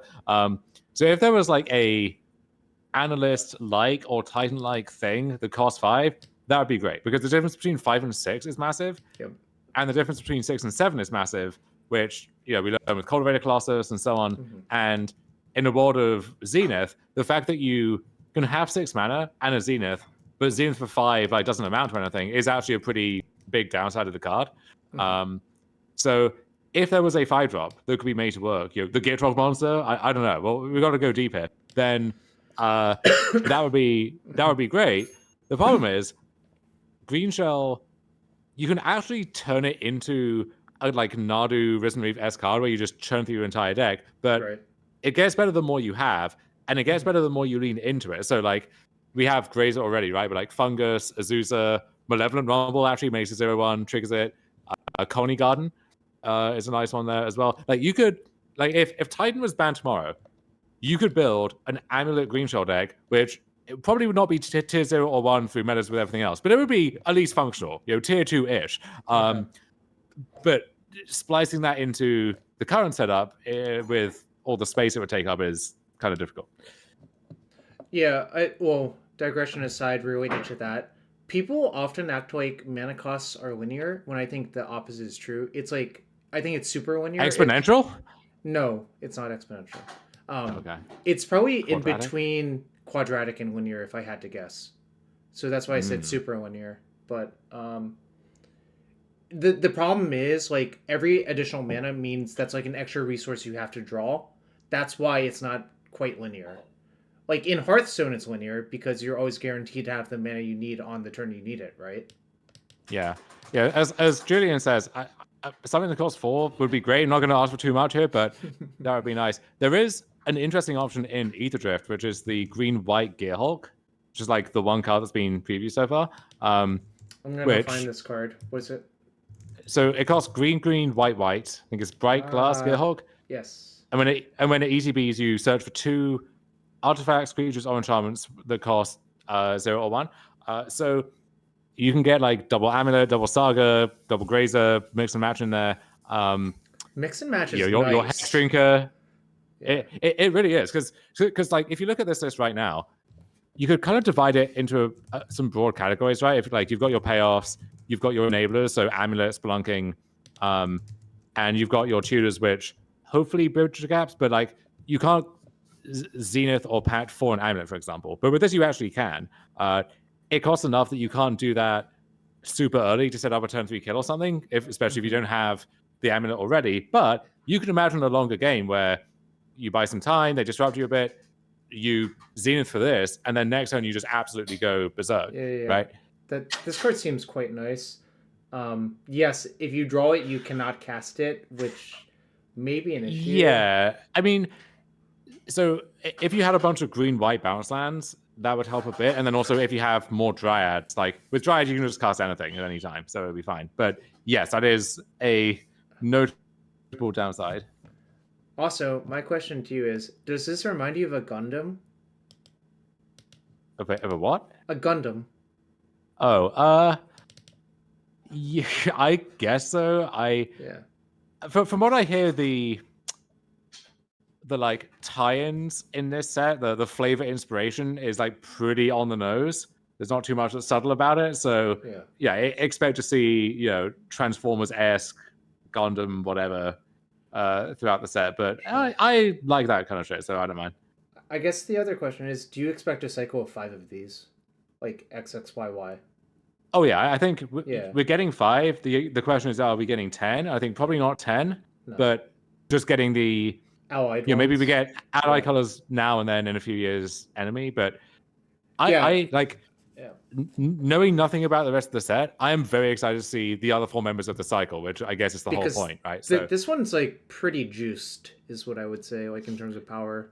But it would not. So I expect this one will end up having the highest ceiling, but not see the most play. But maybe there's some pretty generic like blue-black or black-red one that is really good. But even in other places, so imagine this in like a Heliod deck, for example, right? Where this is finding Heliod, but yes, Guide of Souls, Walking Ballista, Ocelot Pride, like that green-white deck we played against. Think about it in there, where you get Guide plus Pride or Haywire Might or God knows what else. This is a card Spike will play a shit ton of, is my suspicion. Also, Artifact, good with Mox Opal? Question mark. Yes. Anyways, you get like I don't know, Static Prison, Chained to the Rocks. Pioneer Joyous, Nurturing Pixie, the loop-de-loop. Classic Nurturing Pixie W. All right. Okay, one last meme question. What's your favorite Lumra art of these? I like the Big Bear. So this one? Oh, I guess they're all Big Bears. I just like the normal one, honestly. I was going to say, when you said Big Bear, I'm just like, aren't they all like giant bears? Like, this is the biggest bear, I think, actually. But it actually is it's very similar to this one. It's just the eyes are red instead of green. Weirdage. Why no Lumra? It would be nice to have, but again, just space is kind of a concern, and it's like you need the first analyst before the first Lumra, and then they come up in like they obviously have some overlap, but they work in different enough ways with different enough things that it's not assuring that if you want one, you want the other, if that makes sense. I don't even, like, without thinking about it a lot, I couldn't even tell you where Lumra would do something different. I mean, it's better if you're just playing it in a fair game, right? Sure, you get some land to make a giant 8/8 with reach or something. That's pretty nice, honestly. Whereas Analyst is just like nonsense, like loopy loop card, right? Yeah.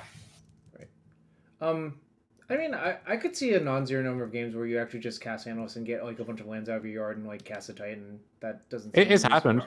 Yeah. Like one setup play that's pretty nice is, let's say you have Temur on Amulet, turn 2, you have a Zenith, you use Zenith for 2 against another combo deck or something, and then turn 3, you're kind of ready to pop off. Sure. Got it. All right. I guess this is the real last question. How did you like Vorinclex? And Vorinclex was kind of nice, but it's a long list of like big, grindy, fair creatures, which maybe is good against Frog, but hard to say. But it felt pretty good in a small sample. I assume this is the one we played in our sideboard for Outlaws.